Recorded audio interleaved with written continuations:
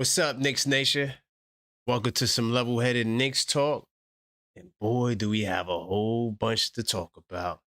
So the Knicks Nation have already taken over San Antonio for Game 5.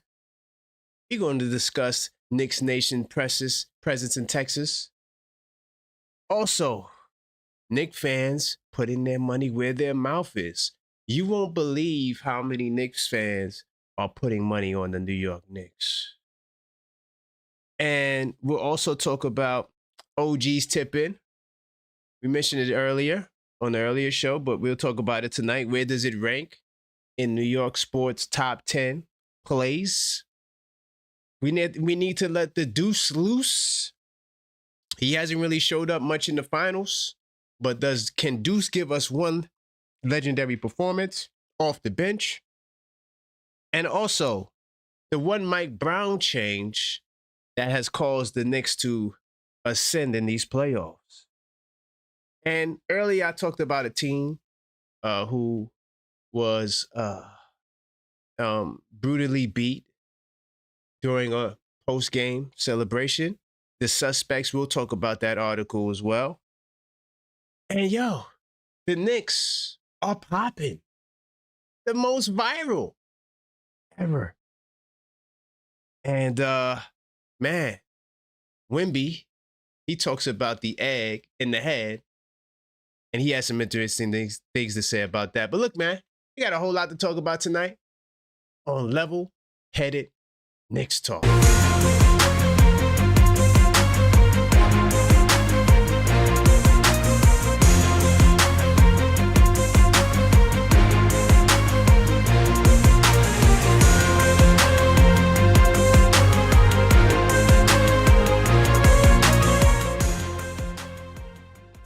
What's up, Knicks Nation? Welcome to the show. I am your host, Karan Pierre, the Objective Fan, and I'm straight out of Kings County, New York City's finest. Man, you know the vibes. Tell a friend that we live, man. Hey, welcome to the show. Hopefully you guys are having a fantastic night. It's still hot as hell in New York City. But before we begin, we do have to address the proper formality. We have to smash that like button. So as you enter the show, like the show, so we can continue to let the YouTube algorithm know that this is the place to be. All right? While you're at it, you might as well subscribe. All right? Because well over half of you guys who watched in the last 28 days are not subscribed. So subscribe now so we can close that gap. And of course, we're on the road to 10,000 subs. And each time we have a milestone, we have a special giveaway. And the first is the 5K giveaway, where we will give away a rookie Jalen Brunson trading card. All you have to do is subscribe. No phone numbers, no emails, no janky websites. Subscribe now, and you will automatically be entered in the chance to win. Just want to troubleshoot my soundboard. Okay, I don't got the soundboard right now, but it's all good. We'll get it. We'll get it going. Maybe that might do the tweak right there. Nope. All right, cool. Let me see what's going on in the live chat. Who's in the building? I see you, Lopez. What's going on? B-Dash, what's good? All right, Prince Charles, OKF Nation Plus, what's up? Matter of Opinion, OKF Nation Plus. We in the building early. Tendril, all right? Trapped in the 90s. Joseph, what's going on? Jesse, OKF Nation in the building. Continue to smash that like button on the way in as you enter the show. A couple of announcements. Tomorrow will be game day. Okay, I'm going to try to also sprinkle in my 3 keys to victory tonight as well. But we got the game 5 of the NBA Finals as the Knicks try to close out San Antonio. We will also do a smoke fire right after the game. And it should be an interesting night of Knicks basketball. Okay? So, do that. My bad. What am I doing? I'm slipping and tripping. But let me, I'm just going to get to research mode and get it started off the rip. Because what I'm going to sprinkle a couple of topics, a different show flow for this show. We do a couple of topics, calls, couple of topics, calls. That's how the level-headed Knicks talk show usually go. So if you do call and I miss your call, all you have to do is just wait for the call back because I will call you back. All right. And let me just make sure I'm in research mode. Everything is good. I don't know what happened to my soundboard, but I'm gonna fix that. You know, there's always something we got to troubleshoot. And let me make sure. Okay, bam, I got it. Okay, cool. Bam. So let me jump out of studio mode, go to research mode. Okay, cool. So I want to start off because there was a couple of things I didn't get a chance to talk about earlier today. Some really serious stuff. A team was beaten outside of a game, and I didn't get a chance to unpack that. But I feel like this is a very serious story that deserves a lot of light. And this is a very unfortunate situation. Earlier today, we were talking about how, you know, Knicks fans, yeah, we gotta relax. We're doing too much. And it's a shame that people can't go celebrate the Knicks' success after the game without potentially getting caught up into some nonsense. Okay? Teenager was beaten so bad during the celebrations outside of Madison Square Garden earlier this week that he's in the coma. It happened following the Knicks' Game 4 finals win against the Spurs, the epic, historic 29-point comeback that game. The 17-year-old, that's a shame. 17-year-old, let me just zoom in a little bit so you can see it a little better. He was approached. I'm gonna zoom in some more as well. A little small, even for me. That should be better. The 17-year-old victim was approached by a group and then attacked during a verbal dispute outside of 235 West 35th Street around 11:45 p.m.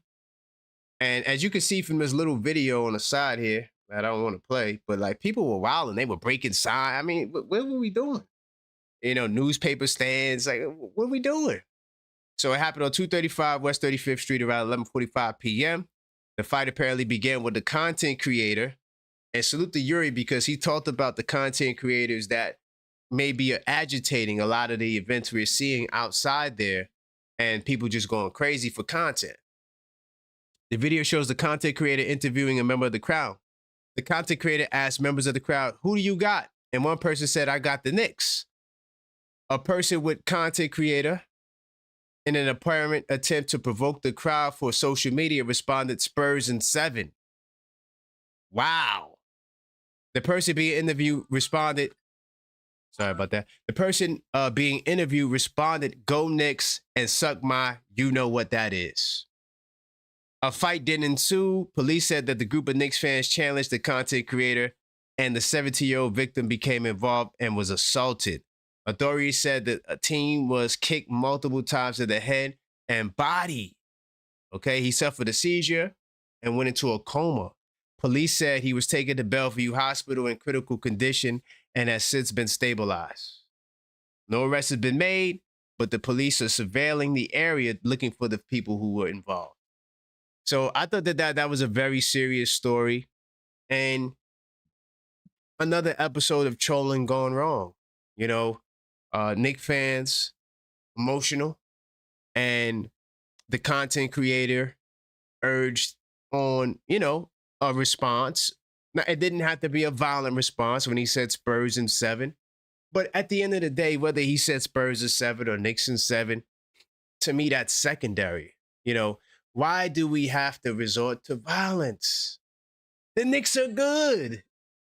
We're not even, it's not like we're bad. It's not like the team is not good enough and people are making fun of us. This is a team that is destined to win the championship and could seal the deal tomorrow night. But now we see stories of, you know, people being assaulted, a kid, you know, in a coma, 17 years old, trying to celebrate and got caught up in the melee based off of a content creator looking for content. And that's part of the problem. But at the end of the day, us as Knicks fans, we have to have better self-control. So I had to start with that. So I'm gonna shift gears to some lighter news. Of course, we're going to talk about Knicks Nation invading Spurs Nation in a second. If you just joined for that, we will get to that. And as you enter the show, smash that like button. All right. I'm gonna keep it pushing. I'm gonna get to some game stuff. I'm gonna talk about OG. And this is a really good question that I would like you guys to help me answer. Now, some of us may not even remember a lot of great New York moments. So I got an article here that will shed light on some of these moments. Bam! OG Anunoby's tip-in joins the New York Post 10 plays that best define New York sports. Salute to OG Anunoby for that. Still trying to get my soundboard together, but salute to the Post for honoring OG's tip-in. These are some of the other events that took place.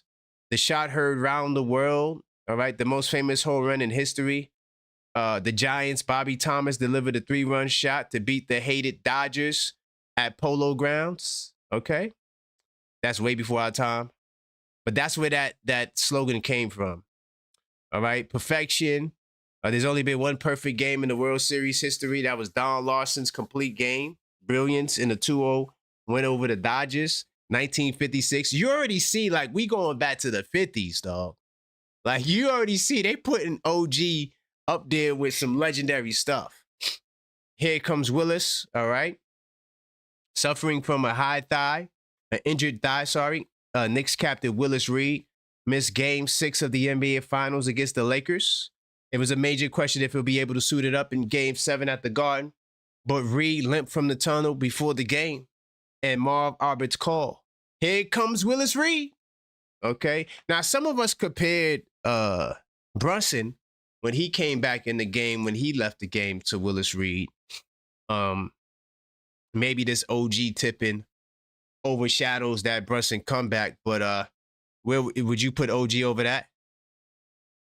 Then you got Buckner. The one is an opponent's mistake as opposed to a New York athlete's heroics, but it's no less significant.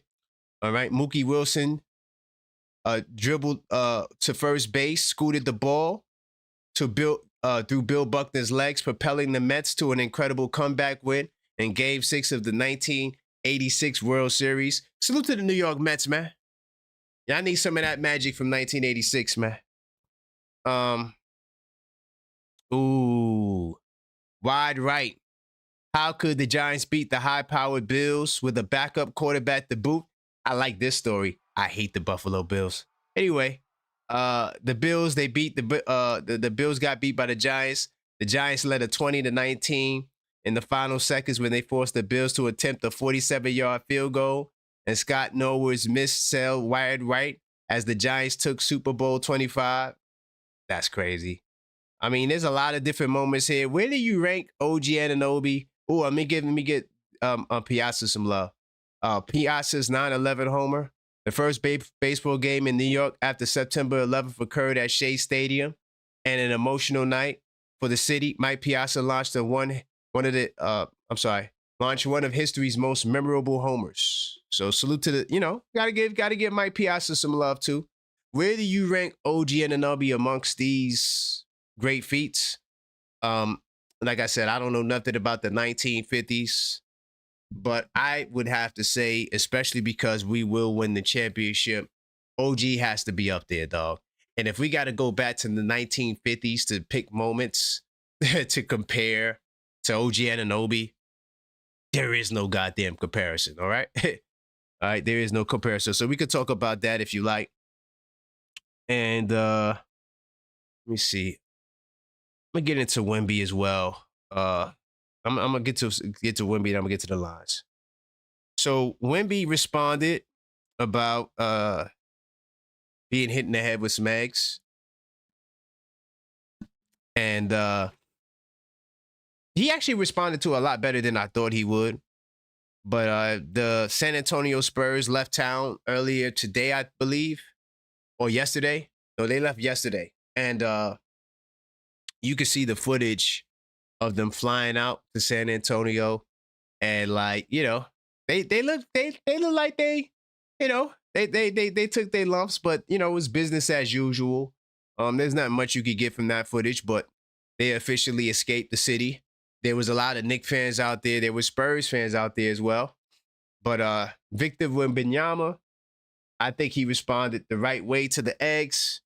It remains to be seen how well he'll respond during the game. But he seems to be unfazed by the egg incident. All right. Wemby said, I didn't really think much of it. I just saw that one video of the egg. I didn't see the other one. It's okay. I don't dislike it. Obviously, it's not good at all, but it doesn't bother me. Okay. And yeah, that was his response. He said more. We did hear some things. Yeah. I have no idea. I think it was a bottle because it was like a water on the bus. I didn't see anything. I guess he meant to say, whatever. Water on the bus. He didn't see anything. I'm not going to say what he meant to say. But what do you think about Wemby? Is he a good sport for handling it that way? We're talking about the Knicks Nation taking over Game 5 in San Antonio. I'm going to take a couple of calls. You can hit the phone line 646-995-8389. Call up, voice your opinion. If you didn't smash that like button, smash it now. It's very important to the YouTube algorithm. All right. And then 646-995-8389. Call up, voice your opinion. All right. This is Level-Headed Knicks Talk. I'll be going in and out of calls. Let me see if this tweak will make a change. Let's see. Nope, it's not working. I don't know why the soundboard's not working. That's weird. Very weird, but okay. All right, I'm gonna keep troubleshooting. I do got some callers. Let me see who I got. I got Yuri in the building. 646-995-8389. Call up, voice your opinion. Level-Headed Knicks Talk. Hey, what's going on, Yuri? Yo, we got a lot of Knicks fans going to San Antonio, huh? That's a fact. Let's go. How do you feel about that? It's good. It's good to see Knicks Nation travel, you know? Same. I think it's going to be huge for the players as well. But Karan, job's not finished. Mm-hmm. Job finished? I don't think so. All right, so here's my trick back question for you. Is it Knicks in 5 or Knicks in 6? Ooh. I'm going to say Knicks in 5. Okay. I don't see San Antonio coming back from that. That's real. Where I'm going to tell you why. They had one devastating launch, which was a 14-point lead in game 1. Mm-hmm. You can get away with that. You can bounce back from that. Right. You learn from your mistakes, make the adjustments, which they did in game 2. Then they lost the lead again, but it was a 12-point lead this time. But we lost a 12-point lead. They were able to get it back in 1. They were able to get it back with the lead 1. Thanks to Jalen Brunson, we won that game at the end. Even if we went ice cold. So if you're San Antonio, you're thinking, okay, we're 2-0, very close games. Which, come on, if you really think about it, that could have gone either way. Yeah. The series has been close no matter what. Right. You understand what I'm saying? Right. Game 3. Do you think we could get a blowout on Friday tomorrow? Do you think we could get a blowout tomorrow? And from what I've seen from closeout games, I'm gonna say yes. But I wouldn't be surprised if this is a close game anyway. You know, with how the series has been going. Come on, as much as I hate to admit it, the series has been a deadlock. You know what I mean? If you look at how we were. Yeah, it's been close games. Starts we've been getting off of. Mm-hmm. So yeah, that's true. Am I wrong for saying that? Like, I mean, it is what it. I mean, at the end of the day, you got to execute at the end of the game, and that's what we've been doing. So, right, you know, you don't get kudos for losing close. And that's where San Antonio's been failing. Come on, you don't blow a 29-point lead last game. Yeah. And I'm looking in the media availability. They're still not giving New York respect.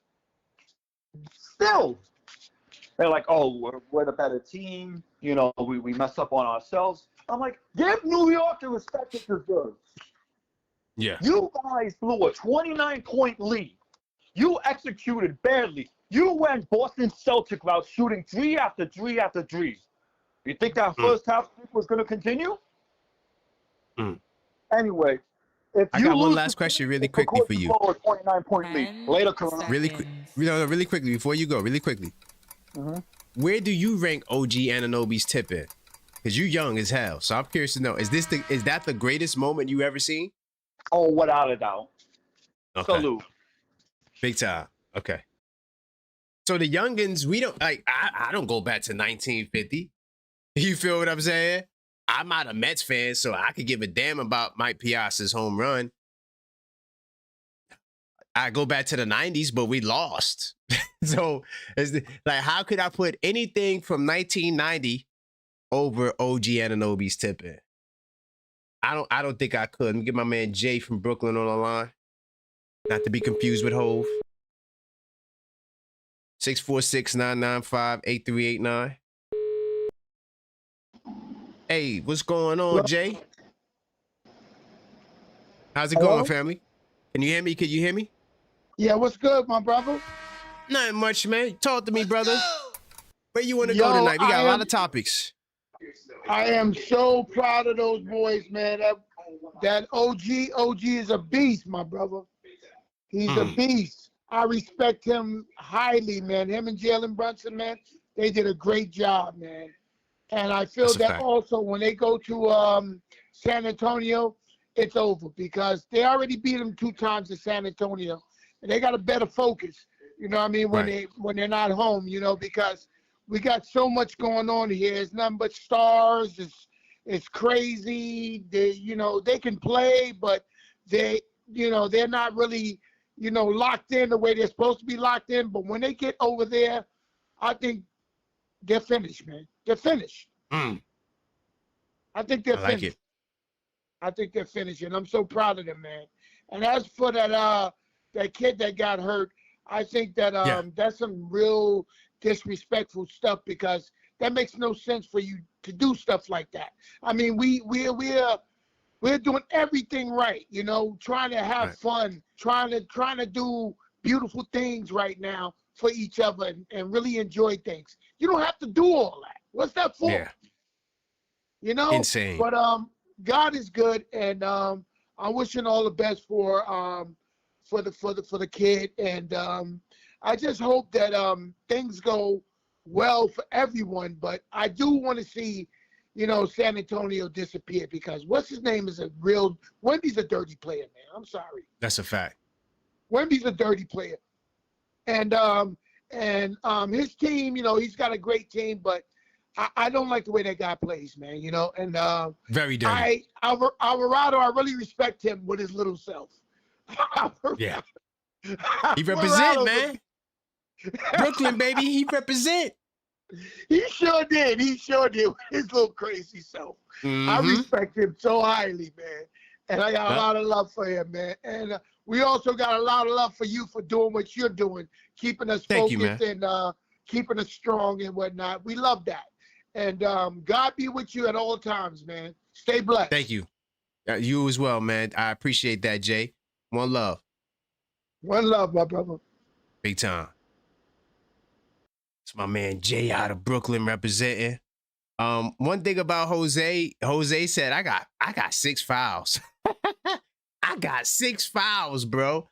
And yo, that's the type of energy that you need in the postseason. That's the type of energy you need in the postseason. You see who this is? Got a first-time caller. 646-995-8389. Hey, how's it going, caller? Hey, yes, sir. How you doing, brother? Everything is good, man. What's your name? Where you calling from, family? Hey, my name Rob, man. I live in San Antonio. I'm originally from New Jersey, born and raised. Nice. Let's go. So I take it you a Knicks fan. Well, I grew up in South Jersey, brother. So, I grew up, Philly and all that. But, respect to the Knicks, man. I'm not trying to get off track here for a second, man. Okay. My mom, a couple years ago, was staying in Far Rockaway. She had been living there for 20-some odd years. She passed away 2 years ago. My condolences. And You know, I just remember being in the hospital in Queens, man, and you know, a lot of the nurses and doctors showed her love, man. So, Yeah. but what I'm gonna go ahead and say is shout y'all out, man. Go ahead and get the job done. But please, New York, just keep it safe, man, on them streets. You Yeah. know, Yeah. don't be fighting. Keep the peace, man. Celebrate the city. Show the world that how peaceful, how good New York is, man. So That's a fact. That's a fact. So are you pulling for us or are you pulling for San Antonio? What's up? I mean, you know, like I said, man, I grew up around the Sixers and all that, Temple, Villanova. Okay. Y'all got a lot of Villanova cats, so y'all go ahead and get it done, man. That's what's up. I respect that. That's what's up. They do represent Villanova. Salute to the Nova boys. Yeah, because I don't know how old you are, man, but I remember Rick Brunson. He used to play for the Temple Owls back in the day in North Philly. So, Mm. you know Yeah, what I'm saying? I wasn't in the college in the 90s, but Yeah. I definitely was, you know, I know when he came to the Knicks and, you know, he bounced around and things of that nature in the league. Yeah, for sure, man. Well, listen, man, I ain't gonna hold your line, man, but big up to the Knicks, man. Y'all get the job Thank you, done, family. man. Get that trophy, bro. I appreciate you, my brother, man. Have a great one, and my condolences once again. Hey, thank you, brother. You got it. All right. Hey, salute to that, man. We got a Sixers fan showing us some love. Save his number. Salute to a lot of the East Coast people. You know what I'm realizing? Probably besides Boston, a lot of the other East Coast fans are pulling for us to win the championship. That's a fact. They are pulling for us to win, man. And we're gonna get it done. We're gonna represent the East Coast. So yeah, keep the calls coming. I'm gonna get into some more stories, and then I get back into some more calls. So I'm gonna talk about some more things from Game 4. Honestly, I'm gonna keep it real. As I've been doing this for like the past 4 seasons, but 3 years. And I'm gonna tell you right now, I've never seen a game have as much news as Game 4 has. Like it's going on 2 days after the game, and we still talking about things from the game. I want to talk about the popularity, and this is like we was talking about this on the earlier show, the Blue and Orange Brunch. We were talking about how, give me 2 seconds. We were talking about how the Knicks and you know the Spurs, how big this finals is compared to finals in the recent years and the level of attention that it's getting. But honestly, yo, it's amazing to see this thing manifest the way it's manifested for these New York Knicks, man. You talk about viral. Game 4 became the most viral NBA game ever. Okay, it's the most viral NBA game ever. Let me show you what the numbers I found on this. Bam, go to research mode. So Game 4 becomes the most viral NBA game. Listen to this. The NBA game that took place the other night, on social media, it generated 3 billion views. That's billion. 3 billion views and counting. Okay? This is the most engagement we've ever seen for a game. So look at the New York Knicks, man. This is what we do. I also saw the numbers. I think they said that this is the highest viewed final overall in like since 1998 or something crazy like that. When you put all the numbers together. I'm gonna talk more about that on Monday, but these finals have been amazing, bro. And it's all a credit to the New York Knicks. That's a lot of traction for one game. You know, and look at this. The series by itself has now generated 8 billion views. Okay? The previous finals record was in 2025, last year, with 6.2 billion views. Now, the reason why I think that is the case is because now there's so much different clips and different ways to consume basketball. You got NBA on TikTok, NBA on thing. I don't think it was because last year's finals was popping. I think that we're going to set the precedent for the record going forward. And then we'll see next year we should be in the finals again, but that's a whole nother story. We'll talk about that next year, okay? Or next season. But man, the boys in orange and blue, the most viral final ever. Salute to them. I'm going to keep it pushing. We got to let the deuce loose. We got to let the deuce loose. This is a guard series. I said coming in, this is a guards and wings series. We know Wemby, we know Towns are talented, but if either team that would win, they're going to have to rely on their guards. And, I feel like the Knicks are winning the battle of the wings and the guards for the most part. But Deuce McBride is one of our coveted guards, and we have to get him going. He's hella important. McBride has played poorly in the finals. Okay. He's playing fewer than 10 minutes each of the past 2 games. As the Knicks enter game 5 with just one win away from an elusive championship. Why do you got to put the elusive championship? Just from the championship. However, they'll need McBride to continue his run of stellar closeout game performances. I'm going to get to this closeout games in a second, but, McBride has scored 11 points through 4 games. That's terrible, right? That's terrible. He's done so on 4-20 shooting and 3 of 15 from behind the arc. Okay. The good news is McBride wasn't playing particularly well before he helped take over the past 2 closeout games. So we've seen this from McBride where he'll have some tough time throughout the series, but then when it's time for him to get busy in the closeout games, he gets on point. All right. Between games 2 and 3 of the second round series, McBride shot 2 of 11 from the field and 2 of 9 from behind the arc. So that's pretty similar to what we're seeing now. All right. Between the first 3 games of the conference finals, he scored 10 points. You see that? So we've seen him have bad games before the playoffs. So this technically is a part of my key to victory. We got to let the deuce loose, but he has been excellent in closeout games. All right. Now, he created quite the precedent where he closed out the second round. Listen to this, with 25 points and the conference finals with 11 points, 2 assists, and 3 steals. So he usually turns it up when the moment gets bigger, and I think that he will show up in game 5. So you got to let the deuce loose. You have to let the deuce loose. What do you guys think about that? And then I just want to get into this whole ticket thing, and I'm going to get right back into the phone lines. So, Knicks Nation, first off, I got to give a big time salute to Knicks Nation, man. Y'all who have been I'm talking about the road people and the people going to the guard, y'all support has really been unwavering, dog. I don't think that we've seen this level of support from any team. Maybe the Lakers, that's about it. If the Lakers, where you got teams traveling across coasts. I know that Texas is not technically on the coast, but I'm just saying that it's, on the other side of the country, and you still traveling to go there and to take over buildings. And that's what we get ready to talk about right now.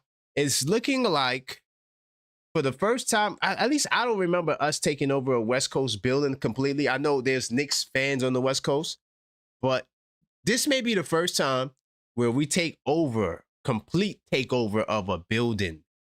Nearly 50% of the tickets for the Knicks Game 5 in San Antonio are purchased by New York and New Jersey fans.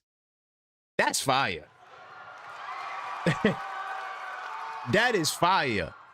Man. An army of Knicks fans set the storm. San Antonio Saturday night, 45% of the tickets for the pivotal Game 5. That's crazy. Nearly half of Frostbreak Center will bleed orange and blue, right? Now, my question is, how does that happen when they put out this warning to season ticket holders that, hey, if you sell your tickets, you will revoke your season ticket holder status? I guess they folded. Earlier today, we did a show talking about how prices have been dropping for tickets. So maybe they said, screw it, let's just open it up to try to get some more bread. But The data shows that New York billing zip codes bought 37% of the tickets of the potentially clinching game, and another 8% came from Jersey. I doubt there's going to be a lot of Brownsville Spurs fans out there. By the way, Brownsville, where you at, Brownsville? I know you might be listening all nervous and stuff. Didn't I tell you we was going to take over your building? You said, nah, San Antonio, we got money. That's not what I'm seeing here. All right. And by the way, this comes from Kyle Zoom of the popular resale service TickPick. They're the ones that released this information. All right. Scores of Knicks fans were getting out of Dodge at LaGuardia Airport in Queens Friday afternoon. They already headed out there, right? And Doe had to make last-minute adjustments because of flight delays and cancellations to Texas. That's crazy. So you already know what we're going to do. We're going to fly in at the other airports surrounding San Antonio. We're going to get up in there. Don't worry about it. Hell, if we had to do a drive, if we had to take a flight to a neighboring state and drive there, we're going to be in the building. You can't keep us out. That's the New York City mind state right there. Listen to this. Queens native Joe P. Salute to Joe P. He bought Game 5 tickets after being convinced by a pal and realizing the cost is cheaper than one at Madison Square Garden. He said, I wasn't going to do it, but you're never going to experience this again in life. And he's probably right. So we said, screw it. You see that? You got New Yorkers with 2 bands on deck like, yo, man, I'll go get me a ticket and a flight. That's light work. And they flying out to Texas, man. And salute to them. He said, I would not have been able to afford any tickets to the NBA Finals at the Garden because I think $10,000 and $12,000 for nosebleed. That's wild. $10,000 for nosebleed. That was the Game 3 prices, bro. That's insane. Okay? So you talking about $1,300 in Texas. That's light work. And I tried to tell the Brownsville Spurs fan that, but he won't listen. That's light work for Knicks fans. But what do you think about this, man? And look at this. Only 12% of tickets were bought by Texas area customers as early as Thursday. So they're not even buying tickets to their own NBA Finals, dog. Now, that could be for a lot of reasons. You know, it could be because they're disappointed with the team. You know, the historic dropping of the ball in Game 4. It maybe is that. Maybe they just feel like their team has not a prayer's chance in hell. So they don't want to go. It could be that. Or it could just be, yo, maybe they're just, you know, New York fans, we just quicker to the draw. I don't know. Whatever it is, San Antonio only has 12% of the tickets bought right now. And that's not a good sign. That's not a good sign if you care about the opposing fans of your building. Okay? Let's see. A lot of Knicks fans here, you could identify one another. It's a Knicks family. I mean, you could identify each other because we all got Knicks hats on. We gonna be out there with our Knicks hats all day. Straight New York, you know, gear all day. That's how we gonna do it. So Knicks fans have invaded Texas, and it's looking like Game 5 will be another home game. You're probably gonna hear the Deuce chants. Let's go Deuce. You know, MVP chants, OG chants. Okay? And it should be popping in there. If you just joined the show, smash that like button. I'm getting back to the phone line. So we see that Knicks Nation will be in the building. Most of the tickets were bought by Knicks Nation. And pardon me, y'all. I'm still dealing with a cold, but I'm all right. I power through it. It just sucks having a cold in the summertime. Kind of wild. 646-995-8389. Call up. I get you right on the line. And we got a lot to talk about as always, but this is Level-Headed Knicks Talk. I like to give you guys a lot of options because sometimes you don't want to talk about one thing. See, with this show, we got mad things to talk about. So you ain't got to talk about the one thing if you don't want to talk about it. Get my brother Blue on the line. Salute the Blue. I think Blue's coming around to becoming an optimistic Knicks fan. I got confidence in you, Blue. Big time salute. 646-995-8389. Call up. Voice your opinion. Yo. What's going on, Blue? Hey, man. Yo. So, what I seen earlier, the fact that all these Knicks fans are buying up all these tickets out in San Antonio is quite funny to me. I mean, the reason why they're buying up all these tickets is in the hopes that we actually see a championship being brought to the floor for the Knicks. I mean, it's just I hope it gets done. I was watching all these guys talk and their press conferences. I mean, Yep. their level of focus seems like it's for real. Hopefully, they bring that mindset into the into the arena, into the game, Yeah. and they really put forward the effort, man. I don't know, man. This is scary, man.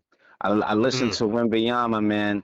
This dude talking crazy, man. He like, yo, we gonna win the series. I was like, hey, yo, like, Yeah, he yo, bugged out. yo. I was like, okay, like, I don't even know about that, but I mean, it's gonna take a Herculean effort for them to pull off the victory, man. It's gonna be real difficult, man. I think this is gonna be the hardest game of the season. I think this is gonna be the hardest game of the series. They're not gonna lay down like none of these other teams, man. That's for sure. And I understand there's gonna be a lot of Knicks fans in there. I think that's gonna bring more added pressure to the team. I know more people want to see them win the game so that they could see them in that moment. But I think it's I would have preferred if more Knicks fans didn't show up because yeah, man, just so that they could like just focus in, man. I mean, it's cool to hear your fans cheer for you and egg you on, but I think it would have been more in their favor if they would have just because it's a different level when you're on the road and you ain't got nobody there in your corner, but the dudes that you with. That's a good point. But I mean, hopefully they really do bring that level of focus that we seen in the fourth quarter. And even though that fourth quarter wasn't A1 material, they still pulled it off. Nonetheless, I mean, it was amazing. It's crazy that the coverage behind it. It's on radio. It's everywhere. It's everywhere, man. I mean, the fact that they did this is is gonna be talked about. But I mean, 3 I billion want to see. views. 3 Yeah, billion. I know that's So they say they're averaging 19 million plus views in terms of like viewership on The like TVs. just TV. Yeah. Yeah, which is dope too. What is it? Michael Jordan had the 98. The 98 all time. Yep, the 98 all time viewership is like 35 million that viewed that. So I'm guessing it's gonna be something close to that come, tomorrow is Saturday. People ain't got work. It's gonna be prime time. So I'm very curious on what these guys are gonna look like, man. I mean, the whole world is gonna be watching these guys, man. Yep. And I'm very curious on their level of focus that they're gonna bring to this game. I don't know. I just I'm praying that they win. I don't know, man. Like it's interesting. Tell you that it's crazy. Very but interesting. Nonetheless, yeah, man. But anyway, yo, thanks, Karam. But no doubt. Hey, let's yo, go, Blue, Knicks. we gonna get you on the optimistic side. Yo, man, I tell you, yo, seriously, man, yo, for real. I said What's if up? they win the ring, I'm definitely like when they come out with what it looked like, I'll say, yo, I'm gonna get one made for myself, yo, straight cheese, Nice. yo, like, I got yo, you. man, That's fire. Yo, man, I want it just as bad as everybody, man. Like, for real. No, I know. You just been burnt in the past. You like, I can't be all the way. I got you. Nah, I'm not. Fair. Yo, look, man, I'm out the window at this point, man. I mean, you better. No, you way better. Yo. Whoa. Yeah, you made a lot of improvements. You made because before right there, you was like, nah. You used to call dude. up on Mike Brown. Mike Brown. He grew on me like a wart, man. For real, man. Like straight up, it took a while for me to, to like, just come to this terms with him. But he's a dope dude, you know what I mean? But he still gotta win it, man. Like I'm not cutting him no slack, ain't over yet. yo. I'm not cutting him no slack, bro. So until then, let's go Knicks. Let's go Knicks. Big time salute. I bet. Peace. That's my man Blue. Yeah, he about to be out. Watch, we win this championship, you're gonna see the true colors come out. Shoot to my man Rob. If hopefully you the same Rob, I'm thinking that you might be the same Rob that called up. But salute to you either way. Be safe, New York. Keep the peace. No violence, no destruction. I'm gonna tell you this too, Rob, about New York. We not playing in Texas, dog. Like, we not going out there to cause havoc. Because think about it. It's mostly younger people that's causing a lot of the tension. And you know, the Knicks fans that's flying out, they, you know, it's a little older, more mature crowd that's going to be flying out. It ain't going to be the same youngins you see outside. Because the youngins who are mostly wilding out outside, they're more than likely not the people that's inside the garden. So I think it's a different energy of people that will be in Texas. And I think we'll be all right. I never heard of no craziness going on because there was a lot of us there for game 2. So I don't remember. Y'all could let me know. You know, maybe it just didn't cross my radar. It would have. I would have seen it, but I didn't really see no incidents with Knicks fans in Texas. So I think that will be all right. But, you know, definitely keep the peace and prayers up. All right, get back to the line. Got my man Ty on the line. Then I got a new caller. 646-995-8389. Knicks Nation invades Texas. We taking over the building, goddammit. KP. What's good, Ty? What's good? Yo, what's good, fam? Nothing much, man. We about to take Texas over, man. Light work. Yeah, man. Shout out to my Knicks, to our Knicks, man. You know, I'm listening to all the callers and stuff, man, and my man just got off. I mean, I don't blame him. Certain fans I give a pass to because the Knicks, like I said, this is healing for us, man. Yeah. A lot of fans, this is going to be healing for us, man. But anyway, you know, I was thinking about it. I'm like, you know, I want to get to the Wemby thing, but I want to talk about the Knicks real quick, and I'm going to get out y'all head. Yo, what happened with Cleveland? When we came back from the 22 points under 7 minutes, they never recovered. Never. And they were veterans. So y'all sitting up here scared thinking that these boys going to recover after being up 29, 30 points? And you think they're going to recover in the vets game? I definitely don't think so. Yeah, nah, I'm sorry, y'all. I'm sorry. I just, you know, if they do, kudos to them. We'll win it on our floor. But when Jalen Brunson and them see blood in the water, they sharks, man. They've been proving it all. You can't tell me, oh, look what San Antonio done in the playoffs, and don't say, well, look what the Knicks done in the playoffs. You know what I'm saying? Exactly. Like you can't do that. So we got to look at the statistics, right? The statistics show that this is why everybody going out there. They're gonna experience it. The San Antonio fans, see, we know we know when our team's probably gonna lose because we all kind of say it a little bit. We're gonna root for them, like it still feels a little funky, but them Spurs fans ain't picking up them. They're not buying them tickets, man. They're not buying them tickets, though. They're not gonna buy because right now if they buy the ticket, they're gonna be the ones in their own nosebleed. It's late. It's late. You buying tickets is late. You giving New Yorkers an opportunity, and there's a lot of New Yorkers in Texas. And I wanted to tell you, when the Lakers play the Knicks, that stadium is half and half, bro. Lakers fans don't travel like New York fans. They don't travel like us. Man. So they don't. So will they travel in the finals to New York to pay that bread to get? Lakers. They going some of them obviously. Especially the celebrities. They're gonna come there. You'll see. You know. Oh yeah, celebrities, no doubt. Yeah, but the fans, you got to remember, there's a lot of LA fans in New York already. That part, yeah, that's true. There's a lot of LA fans in New York already. Remember, one thing about our city like Brownsville Spurs, that's why you can't really knock them because there's a lot of people within our city. Our city is so huge that everybody have their little team that they like, but the majority is the Knicks. You know what I'm saying? That's a fact. Yeah, so I remember coming up, it felt like there were more Bulls fans than Knicks fans coming up in the 90s. Because Michael was an anomaly for the league. Michael was just, he was something to behold, man. But see, these Knicks are something to behold. Everything that has been against them, everything that was said against them, they made everybody look bad. I wanted to talk to you.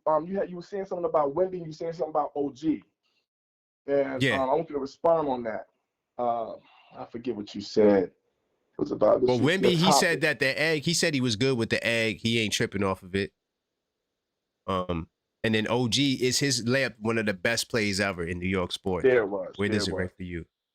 For Wemby, once Wemby calls himself New York's new villain, you got to take that. You think Trae Young was walking in the street talking? Trae Young, he made that shot and he got up out of here. You know what I'm saying? Yeah, he definitely did. Yeah, listen, we're not that fandom. Now, I don't want nobody to get hurt. I heard you say something about a kid got hurt or something. I didn't know about that. Yeah, it's a sad story. That's why I wanted to talk about it. I really wanted to talk about it earlier when we were talking about the violence and the watch party. Wow. But I forgot to touch on it. But yeah, sad story. Okay. Well, I hope he's doing better though. But that's yeah. good, man. All these people, somebody's gonna get hurt. Whether you're gonna get trampled on, stepped on, some gonna get hurt. I hope no violence really happened to the kid. But anyway, so yeah, Wemby, he has to accept that. He has to accept the role. I'm not the egg part. That was one of his mature moments. See, Wemby, he's from that though. That's what it was. Wemby is from that. He's from France, and they love their soccer. Their fandom is crazy over there. So he's used to the hostility and all of that with the crowds. He's used to that. And then when you look at the viewership, let me tell you something about Wemby. What Wemby did it's not just that the Knicks are winning and the viewership went to that number. It's because you have a whole nother country viewing in because of Wemby. See? Yeah. So that's helping that number. So when this number goes out of the country, now we're looking at billions and billions of people. Yeah, it's in other countries now because of Wemby. So kudos to Wemby. That's a fact. But and then OG, the greatest shot. The reason why I don't know if it was the greatest shot because Allen Houston against Miami shot, that was amazing. But the greatest shot, the reason why I'm gonna put it up there, I don't know if it's the greatest shot. I think it's the most impactful. I think it was the most important shot in Knicks history because it brings us one game closer to winning the chip. But we witnessed some great shots that, but I think it's the most impactful shot, play ever, man, for the Knicks right now. I ain't talking about the 73. I wasn't born around that time, but I'm talking about for this generation right here. I don't think they had great shots in the 70s, though. They just had Willis Reed coming out. Oh, you talking about the Knicks? Yeah, in the 70s, I don't think they had a big shot. I just think this Willis Reed was really that moment. Great moments. Yeah, that's what I'm saying. Yeah, because they were winning. They were winning convincingly. You know what I'm saying? Like it wasn't no 1-point wins. Yeah, so I'm gonna say OG's shot was probably the most impactful of my era from my time. It surpasses Allen Houston. LJ was my favorite. So right now I can't. I gotta put LJ. But you could go outside of the Knicks too. You could do all New York. You could do football, Yankees, Mets. No. I'm not even gonna compare my Knicks to the '86 Mets, and I'm not gonna compare them to the Yankees because, the Knicks, we haven't won in 53 years. And it feels like the Yankees haven't won that long either, or the Mets. They do feel like that. I ain't gonna lie. It do feel like that. I was like, damn, when we gonna win one? Damn. Right. So I might be a prisoner of the moment, but I gotta go with OG, man. Listen. Yeah. I already know we win the chip. I'm emotional. I already know I was emotional when we won the last game. Okay? So I already feel it rising. What OG did was phenomenal, and I think it's in the Knicks lore, man. I think it's just, you go out of all sports. For me as a Knicks fan, I'm being biased. I'm gonna say right now, man. Because if I think it's I'm sorry, I think it's Ty. Because we about to win the championship. Me too, KP. It has to be.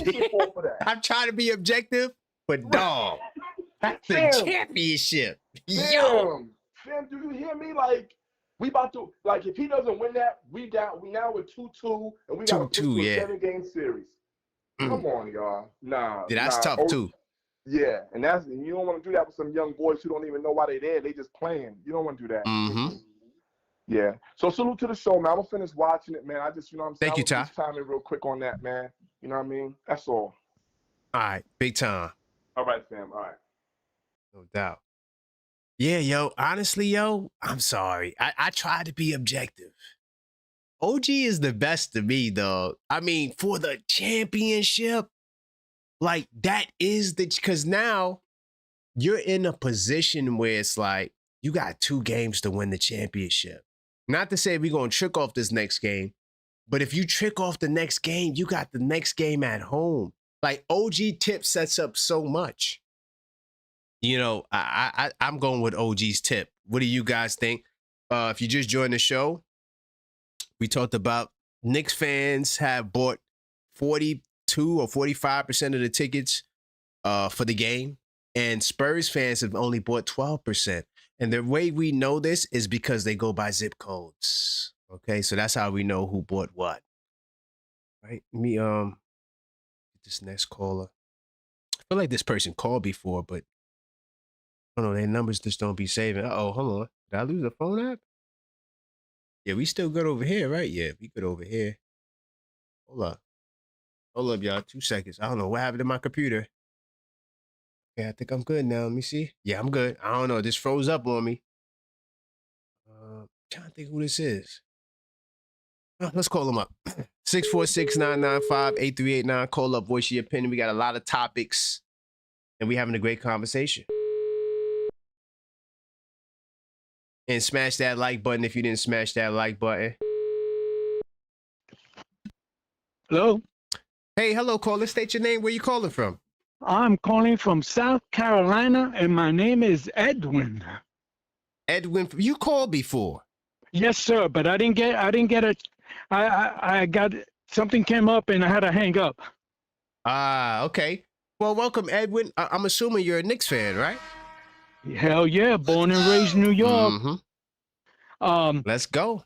I just wanted to call you and say, man, your program is so on top of everything, and there's a lot of people talking, but you always come direct and give everybody the positive answer. My last time I saw the Knicks play a championship was 69-70. Wow. That's how old I am.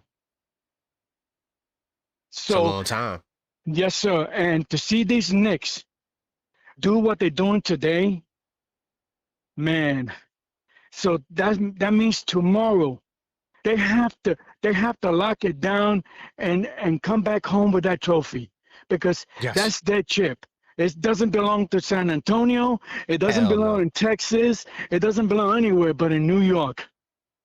So therefore, I just wanted to say thank you for being such a positive go person, on the air, because you don't talk no trash. I never hear you say anything that's negative. It's always positive. And I just want to say, continue doing what you're doing, man. These young kids got to understand that it's not by stupidity and acting all foolish, man. Listen, to be a friend, you just be real, man. You don't have to show your damn colors. 100%. So I agree, because a lot of people they throw ad homs. LeBron is trash and da da da da. It's just like, come on, dog. You gotta stop. These are professional athletes. Yeah, we could talk about the game, but you don't gotta be disrespectful. That's right. So you have to, regardless of what, respect. And what they did on, when they beat when San Antonio just crumbled, because it did crumble. They fell apart.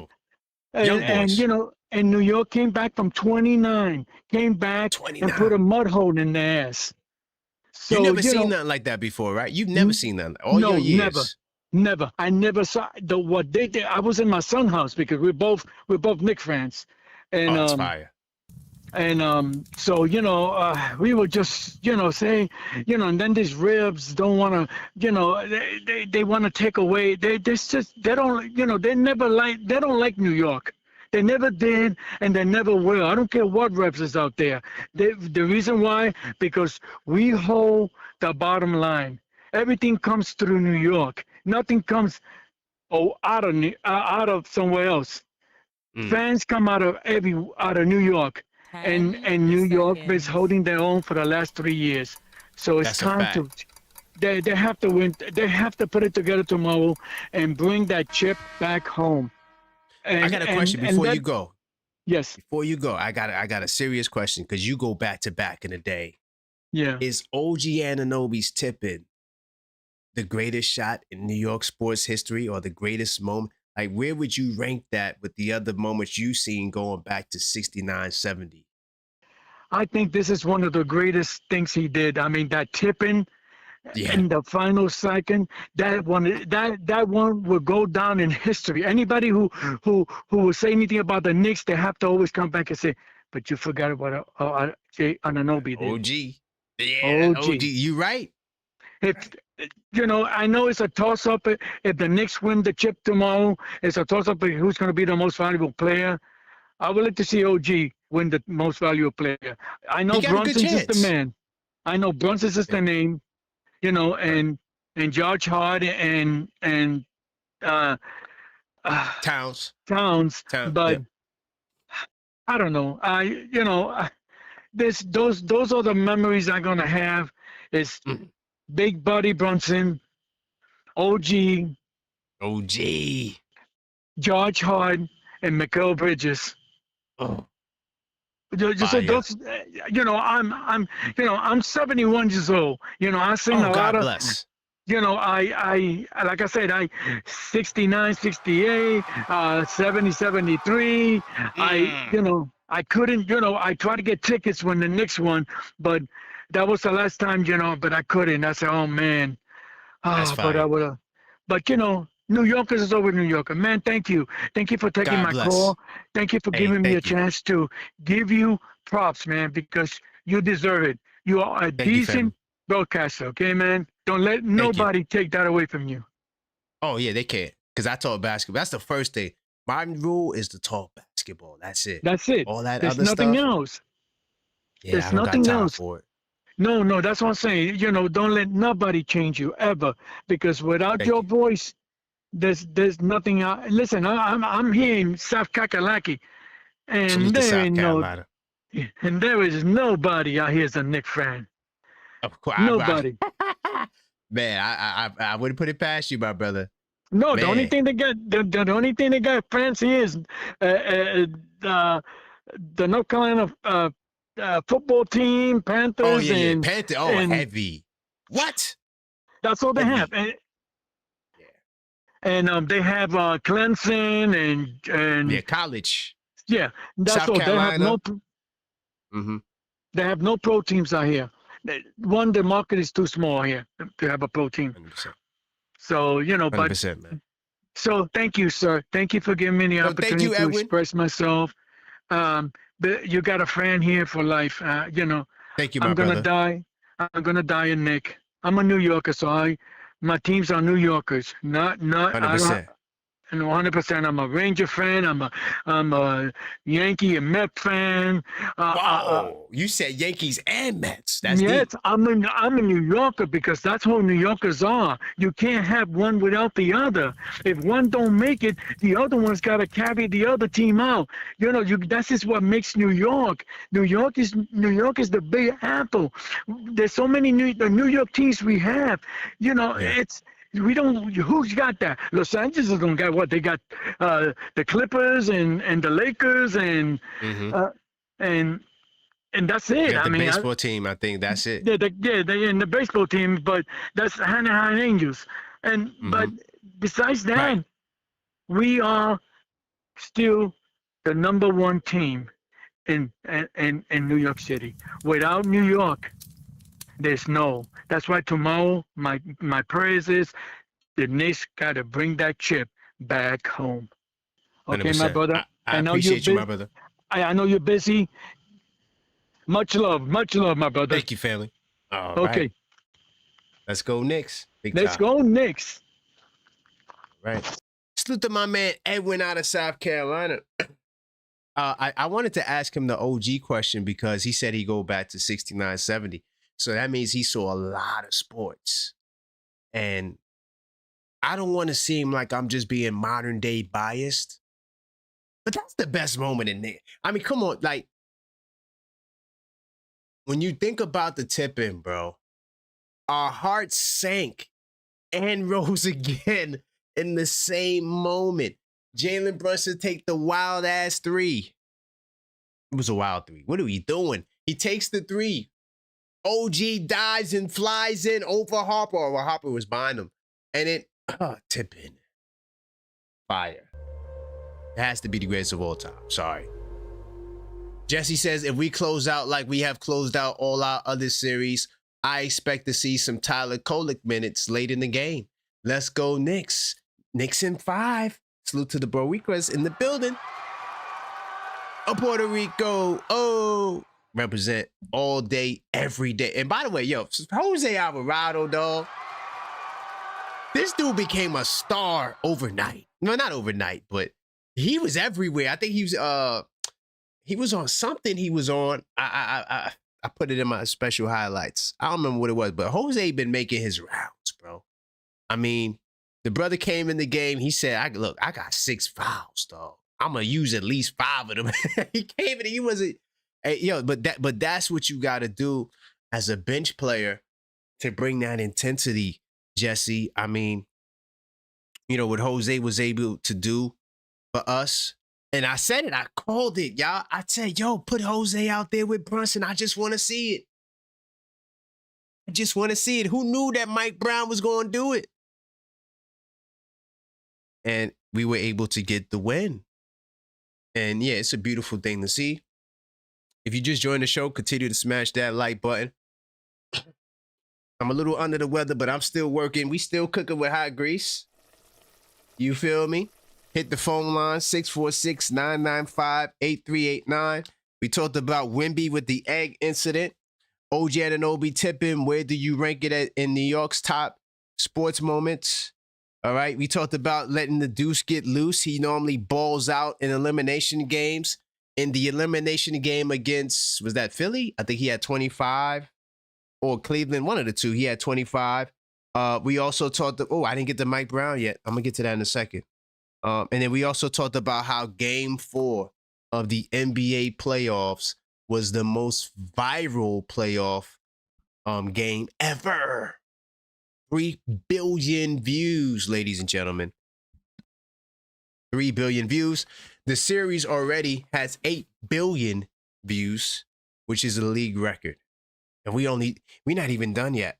You still got Game 5. So we already broke the virality of a finals. And we didn't even play the last game. Like, imagine the level. If you think Game 4 viral moment is crazy, imagine when the Knicks win the championship. Hopefully Josh Hart doesn't do nothing crazy with his fingers. Hey, yo. But hopefully Josh Hart doesn't do nothing. That might get 1 billion views off of that if he does something off the script. But we didn't even win the championship yet. New York is a big deal, y'all. It's a very big deal. And yo, we've been waiting all our life for this, yo. I'm going on 40 years of in this earth, not seeing my Knicks win a championship. And I didn't text Dusty because I got to text Dusty. Dusty's my cousin, if you don't know. He used to call up back in the call-up show days. He sent me an IG, but he didn't answer my text. He sent me this crazy IG. Anyway, but my cousin Dusty was telling me, yo, man, you got to be humble. You got to be humble. And because, I was like, yo, the Knicks is the best. Yo, we won 6 straight, 7 straight, 8 straight, 9 straight. I'm talking mad smack, right? And every time we get to a new level, I say, do I still got to be humble? Yeah, you got to be humble. We get to the finals. Do I still got to be humble? Yeah. Just begun, yo. San Antonio Spurs going to beat you. I said, okay. We up 2-0. Asked him, do I still got to be humble? He did not respond. He has not responded to that text. I'm going to message him again after this show. But yeah, call up if you want to talk. But I got some more topics. And I also got to do my 3 keys as well. So, man, speaking of the bookies and the betting, we talked about that earlier today as well. But just like New York is dominating the ticket market right now in terms of fans who bought tickets for Game 5, I want to also share with you guys that when it comes to the betting action, okay, the Knicks, they are drawing heavy betting. Look at the numbers here. It's so funny, right? It's like, because we did a show this morning, it's called the Blue and Orange Brunch.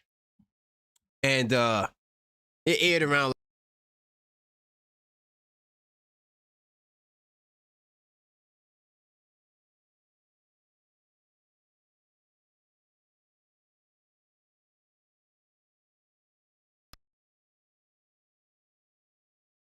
I'm good now. Okay, cool. Then I'll unplug my mic. Anyway, so yeah, we do a show called the Blue and Orange Brunch. And on that show, I said Vegas doesn't like us. And the reason why they don't like us is because I did a show before with one of the representatives from BetMGM saying that they're rooting for the Knicks to lose because they lost a lot of money making the Knicks underdogs throughout the playoffs. You're talking about plus 2,200 odds for the Knicks. I know somebody who caught plus 2,500 odds on the Knicks coming into the playoffs. A lot of Knicks fans are putting their money where their mouth is, and a lot of Knicks fans, salute to y'all, are coming up on the bookies. So I made a comment. I talked about this earlier. I said, well, in these NBA finals, the Knicks were an underdog to win the finals. They are now the favorite to win. In the first two games, the Knicks were the underdog. Knicks fans put money on that. You're talking about one game was plus 6.5 for sure. I know that. I don't think the other one was 7.5. I think the max was 6.5. Okay. Now, why does all of this matter? Let me tell you why. Because when you bet on the Knicks and their plus money, your $1 gets you more money in return. So let's say if the Knicks are a plus 200, then that'll give you your $1 will get you 2 back. So the Knicks have been heavy underdogs in every game on the road this series. And in this series, the favorite, because the Knicks were favorite to win game 3, they lost. They also were the favorite to win game 4, minus 2.5, but the Knicks only won by 1 point. Okay? And so here's the problem. Okay? Game 5 of the series, the Knicks are a minus 5.5. Okay? The Knicks have attracted 71% of the bets and 78% of the money to cover the spread. Ty, if you listening. So you're talking about 71% have gone on the Knicks, who are the underdog. That means you're going to get, if the Knicks win or when the Knicks win, you're going to have to pay out more money for the dollar they spent to get in the bet. This is why I said Vegas does not like the Knicks. And you're seeing it in real time. Mike Brown squad continues to be the darling to sports bettors who gambled on the series winner, with 67% of the money thus far going to the Knicks to win the series. Now, I don't know how much of that happened before the series started, but a lot of those people caught those odds where the Knicks were plus money. I think we were like, what, plus? I don't remember. Can't remember if it was 500 or 400. I don't remember what it was. But we were a pretty good size underdog coming into the series. So the Knicks are, Knicks fans are making money. Oh, this was the quote, by the way, Ty, if you're listening, because we talked about this earlier. In the days leading up to game 3, the volume of the money that had come into the Knicks to win the Larry O'Brien trophy had been so high that New York's winning had gone from the preferred outcome for BetMGM to a huge liability. Listen to this. And I talked about this on the show. There has been so much money on the Knicks since the start of the finals that the book is hoping for the Spurs can rally a win to win the title. John Ewing said that on social media. He represents BetMGM. So that's why I was saying that the bookies, they hate the Knicks. Okay? That's why I was saying that. And you want to doubt the Knicks, you're going to lose. as these guys continue to show the world that they are for real. And oh, let me talk about Mike Brown. Oh, this is going to be a good one. All right. So Mike Brown has pretty much taken the same team from Tibbs. We could argue that this bench is better than last year's bench, but for the most part, the team is the same. And he pretty much took Coach Tibbs' team and gave them a new style to run with. All right. Mike Brown ditching the polarizing Tom Thibodeau tactic has the Knicks on the cusp of a title. All right. Mike Brown has elevated the Knicks with a next man up rotation. I didn't get a chance to talk about that, but in game 4, let me go there really quickly. Game 4, the Knicks played 12 guys. That's usually unheard of in the finals unless there's a blowout. Now,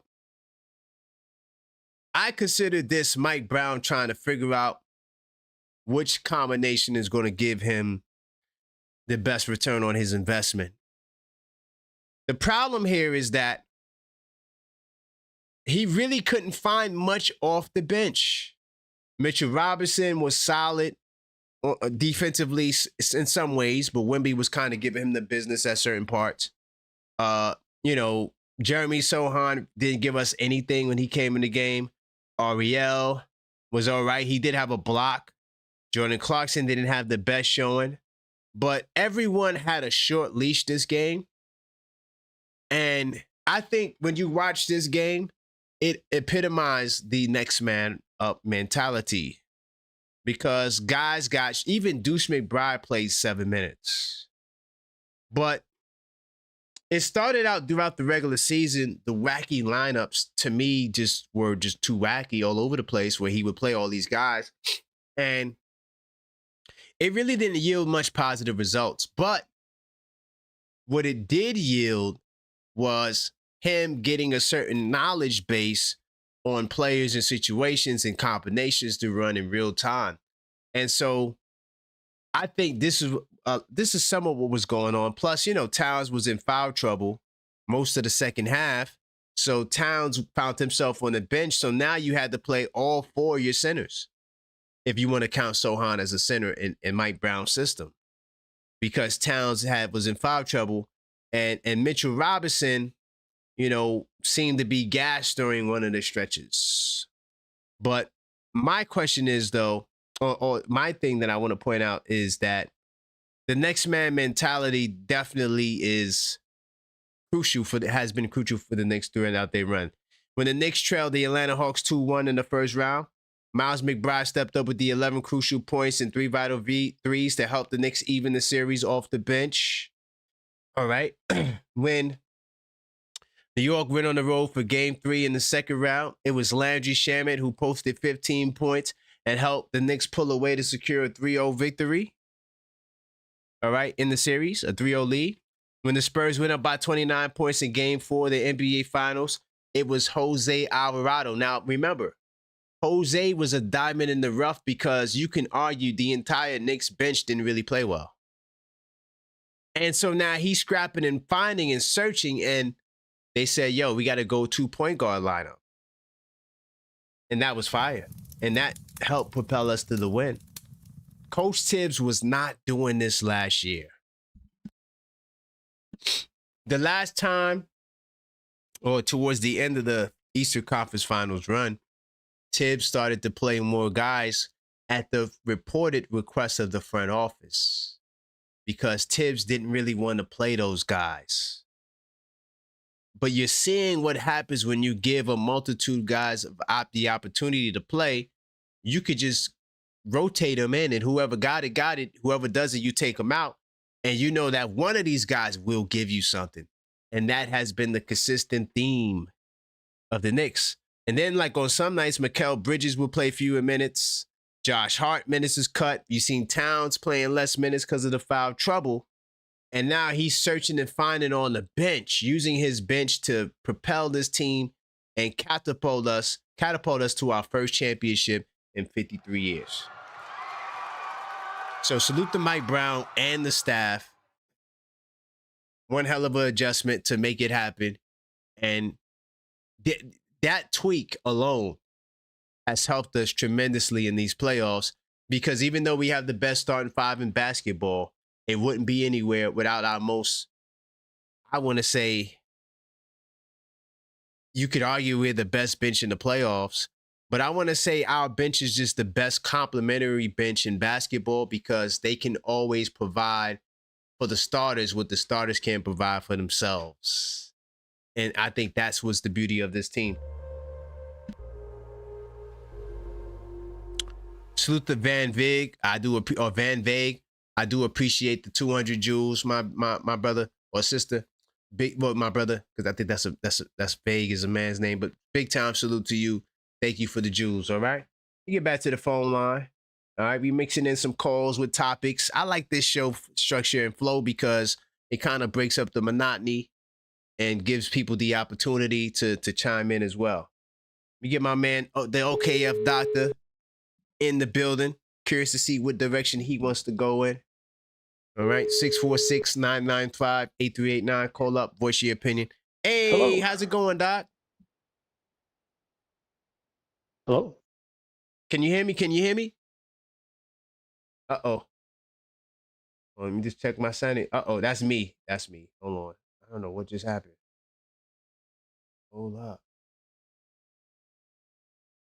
Hello, can you hear me, Doc? Hey, I couldn't hear you before. Yeah, that was, I don't know what happened to my settings, but we good now. What's going on, my brother? Not much. Enjoying the show today. All right, where you want to go? I got a lot of topics I sprinkled in with calls and topics. Anything on your mind?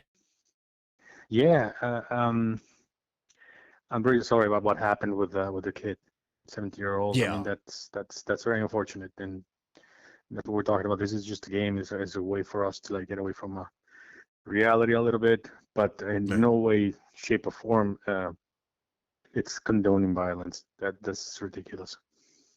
Right, because a kid said Spurs in 7. Not that kid who said it, but the content creator that was there said Spurs in 7. Yeah, that was wild. And to be honest, that's one of the reasons I commend Edwin, one of the callers before. They said that you never talk badly. Yes. You never give them a bad thought to think about. And that's the responsibility of the content creators. A lot of the times, the content creator loses perspective of things. And they do anything and everything for views. And that's, sometimes it gets out of hand. So to me, that's very unfortunate. You can't do anything for the views. See, when you do anything for the views, you put yourself in a position to sell yourself short, and also do things that are disingenuous or things that are like not morally or ethical or ethically correct. Yeah. And that's not how it is. And when you lose your principles, you lose yourself. 100%. So I'm completely against violence, and anybody listening to just be cool, enjoy it. Like I said, it's a generational run. Yeah. But do not go in and hit someone or attack someone. Like I said, that's an assault. That was an assault, exactly, and that should not be condoned, and no way, shape, or form. The other points you had, and I wanted to also make a little clarification on earlier today. When I was talking about Cat and the screens that he moves his hip, I didn't mean that he was dirty at all. Yeah, did people thought that? I think one of the callers actually thought that I was saying that the Cat was dirty, but no. Oh, wow. They make that connection in real time. That's it. It's okay, no worries. They just wanted to say that because I never thought the Cat was dirty. That's what I'm saying is that it was. Yeah, no. The referees sometimes are very inconsistent in how they call it. Yeah, that's what I meant. And in regards to the how does the tip in ranks? Yeah, where you rank that? Ooh. Well, if you think about Knicks, just Knicks, I'll put it number 1. Yeah, I can't think, unless you're going back to the 50s, I can't think of nothing from 70-something to now. I can't think of nothing. And even with that, can you remember like a really, really big shot during that time. You had the don't Allen Houston, remember. but that wasn't for the championship. You got like Oh, no. big shot, like LJ 4-point play, but it wasn't for the championship. That's right. It's the stage where this cap Yeah. happened. In the finals, Exactly. man. The finals actually Finals. probably gave us the championship. So Right. I put it in front of Houston's and then Larry Johnson's. Mm-hmm. The 4-point 100%. play. Those are my top three in my opinion. And Yeah, if you yeah, think for about sure. you know how I see it, kind of like David Tyree's helmet catch. That was cold. As a matter of New York sports, I put it about Ooh, that. that was time, cold. About that. You know what I mean? That's a good one. Yeah, I mean, it's a catch at the end of the Hail Mary. This was a Hail That's Mary. it. That's fire. That's up there. Yeah. So to me, that's how it ranks, man. I don't know what you think, and I think we're gonna close it out. If you go into the statistics, this three closeouts and the past three series, they have been won by 51, 30, 39, Yep. and then we go back Yep. to last year, the closeout that we had with Boston, more than 30 points too. Yeah, Game blowout. So statistics tell you that they're gonna close it out with strength. Yeah, I agree. I So, think that we took their mental a little bit. Maybe they're not as gone as Cleveland, but I think that we kind of destroyed their spirit. And when they could talk a good game, but when it starts, they're going to see the difference. They're going to feel that's it. right, and I think so too. Remember we spoke about Wimpy's mentality. He was talking very good things today, very mature things about the egg, about this. Okay, I get it. Let's move on. Whatever it is. Mm-hmm. But then he went non-realistic. Yeah. And he went to, I need people to tell me that I'm the best. Everybody knows we're going to win it. Excuse me? That's the wrong mentality. Everybody knows we dictated the games during those 3 or 4 games. Yeah, but who's 3-1? Who's up 3? Exactly. You don't get So consolation prizes for making it close. No, it kind of sounds like Cavs. The Cavs. Oh yeah, analytically we were better than them. Analytically, we're up 2-1. So when they start just looking for aura and for cash and for attention and that, like they already lost. Right. In my opinion, they already lost because they don't have that mentality. How can you say everybody knows we're going to win after you blew a 29-point lead? I can understand a 10-point lead, 12-point lead, sure. A 29-point lead and still say that you were better? Nah. But that was the arrogance we called them out for earlier on. I remember I was like, yo, that's the wrong mentality to have. We're the better team and we have nothing to be concerned about. See, that right there, you're not taking accountability. You're using the feel-good narrative to so what do you say? Soothe your wounds. Exactly, and you actually showed your lack of experience because an experienced player would say, "We're going to learn from this." Exactly. Not, now we better than them. We know that. We control the game. It was us, you know. You keep saying that throughout the series so far. How does that get you? You're down 3-1.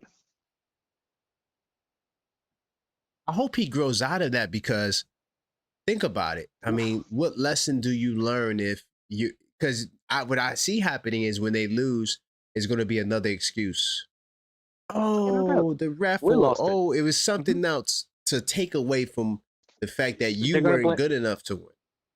They're going to blame the egg. They're going to blame the fans. They're going to blame the physicality, the referees. Right. They're going to find something, anything, to prove that they're better than us. Listen, you have talked about humility throughout the playoffs. Everybody tells us, you should be humble. You should be humble. You should be humble. Mm-hmm. Right? Right. why should we humble? Should we be humble if we are winning? Right, exactly. Humble is when you're losing. That's right. When you lost. when you say, man. okay, you know what, I missed it. Oh man, it was my fault. Oh, you know what, we're gonna get better for next game. Bingo. This is not humility. It's not humility. Not in law. This is ego talking. That's why I call him the glorified silver medalist. He's a glorified silver medalist. If I had time, I would write him. I call him a glorified silver medalist. And if I had time to write an article on that, I would. Yeah, you'll have it after we win the championship. No worries. Nah, because I gotta go deep. Nice like my articles are deep though. Like I don't just write 3-paragraph articles. No, but you can say why they lost the championship, because they're. I'm gonna do a Team of Destiny article. That's gonna be a part of it. I have a segment in there for them. Yeah, that'll be nice. But no, we are being humble. Even during the winnings, because we know that we can win. We know we are winning. That we can pretty much overcome everything and anything they throw at us. That's a fact. That's part of humility too, because we know who we are, then we know what we're doing, we know what can we do. But when we're losing, and we're still saying that we are the best. Yeah, that's crazy. Well, that's not humility. You down 3-1, you the best. No. It's like everybody knows we're gonna win it. Who's everybody? Because not down 3-1. What's the percentage on that one? How much was it? 90% of the teams? That's up 94%. 94%. 94%. There's no way. No way. I thought they had it, because if they had the 2-2, yeah, their chances of winning it would have been way bigger. Because that's what they did with OKC, but they lost it in the way that they lost it. You know what I mean?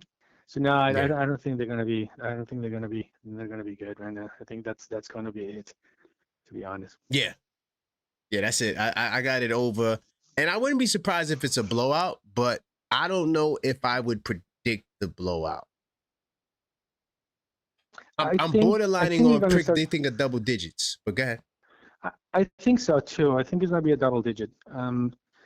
They're gonna come out better in the beginning. They're gonna come out better because they all throughout the playoffs and closeout games, they have come out better, especially as an away team. Especially as an away team. Especially as a away team. Yep. So we got experience on the road, and we've been here before, so they know what they got to do. Yeah, and just we can celebrate, and we're gonna celebrate it because, God damn it, 52 years is not something that. But one more thing, and I'm probably we New York fans celebrate. We New York fans know who we are. Whoever's doing all those violent things and doing the stupid things, those are not real New York fans. No, not at all. Those are not real New York fans. Those are people that are just taking advantage of the situations. We New York fans, we celebrate. We enjoy it alongside with everybody else. Just to give you an idea, I have a good friends in New York still. I don't live there anymore, unfortunately. Okay. And they tell me it's the vibe is different. You go on the street and people are telling you, "Hey, have a day." Or they open the doors. Yeah, it's different. It's different. They let people. For sure. They let people sit on the subway because the Knicks are winning. That's where you know that those are Knicks fans. You know what I mean? Yeah, 100%. 100%. So just everybody be careful if they're going to be over there, because there's going to be 54% of the people already bought tickets from New York and New Jersey. Yeah, but I think that the New Yorkers who's traveling, those are different New York. Those are New Yorkers with class. Mm-hmm. They're not going to be riding. Right. That's not the ones that's outside for free. These ones that's flying, they got the money to be like, all right, I'm not coming in Friday. I'm flying out to San Antonio. It's a different crowd that's going to be out there, for sure. That's right. So they it show the hardcoreness of a New Yorker, a New York 100%. fan. Now they're gonna be So, just be loud and they're safe. gonna be cheering. Let's go Knicks. They're gonna be loud, but they're not gonna That's fine. be the ones that's fighting and you know that type. Burning shirts and hitting people on the street. No, they're not gonna do that. Yeah, I don't see that crowd trap flying out there for the finals. Maybe like driving to Philly, those people might be there, but not going. I don't see. Well, it's the turnpike, so probably. But Yeah, no, turnpike it's that's gonna be easy. fine. You can take a bus for $25 to go to Philadelphia. That's nothing. Or the Amtrak, you know. And yeah, It's actually anybody gonna can be go better there. because it's gonna be better because we're not gonna have to worry about the World Cup and the Amtrak being like clogged up. Exactly. So yeah, this is gonna Thank be. you, this Doc, is it, man. Of course. Great brother. call as always, man. I appreciate you, my brother. Enjoy it and let's go Knicks. Knicks in 5. Let's go Knicks. Knicks in 5. That's Juan, the OKF doctor, man. He always, it's a great phone call. By the way, to salute to everybody in the building. Continue smashing that like button. If you want to call up to talk, you can. 646-995-8389. Knicks Nation invaded San Antonio. We bought up well over 42% of the tickets. So tomorrow's game will be nicked out for sure. We talked about OG Anunoby. What do you guys think in the chat? Do you think that OG Anunoby's tipping? Where would you rank that in all-time New York sports plays? I mean, I think if you just keep it Knicks, we're all going to say number one. But if you want to look at the helmet, what was it? The helmet catch in football? I thought that was a good one by Juan. But where do you rank OG Anunoby's tipping? Were you one of the Knicks fans that made a bag? Well over 70+% of the bets for game 5 and the majority for the series have gone the New York Knicks way. The bookies are upset with the Knicks. And game 4, if you just joined, game 4 is the most viral video game ever. 3 billion views on game 4 content. It's the most viral a game has ever been in NBA history. This series is the most viral series ever in NBA history. Well over 8 billion views. It beats out last year because last year was the leader before, this year. But they only had 6 million and we hadn't even won the championship yet. So salute to everybody in the building. If you could smash that like button and call up if you want to talk. I do got another caller. I'm also going to give you guys my 3 keys to victory for tomorrow's game. And I want to predict a double-digit blowout, but I think that we definitely going to win tomorrow. And I wouldn't be surprised if it's by destruction, the way we've been doing it in the past. What's good, Tugboat? Man, nothing much, man. We having a great conversation tonight. Oh yeah, I missed everything. You, I'm out right now. How you living? Everything's good. So I just ask you a couple of questions since you've been out. Hopefully you've been having a great day, my brother. Hold on, real quick. Okay. So to my man Tugboat, let's give him a second. If you just joined the show, smash that like button. No, I said, it's a lot that we had to talk about today. So, since you was out and about, I just asked you some questions. You're kind of young, so I don't know how you would feel about this. I kind of know where you would go with answering this question, but where does OG Anunoby rank his tipping in New York sports history? Where would you rank it? What are we comparing it to? Everything. Because look, well, if what's do the top, give me top 3 moments because I'm a little out right now. So what's the top 3 moments? I don't want to just assume. Well, look, you young as hell, so I'm just gonna ask you this: Man, is it the greatest thing you like 5 years older than me? Nah, I'm definitely a little older than that. But I just want to ask you: is this the greatest moment you've ever seen? I mean, I play it back over and over and over again, bro.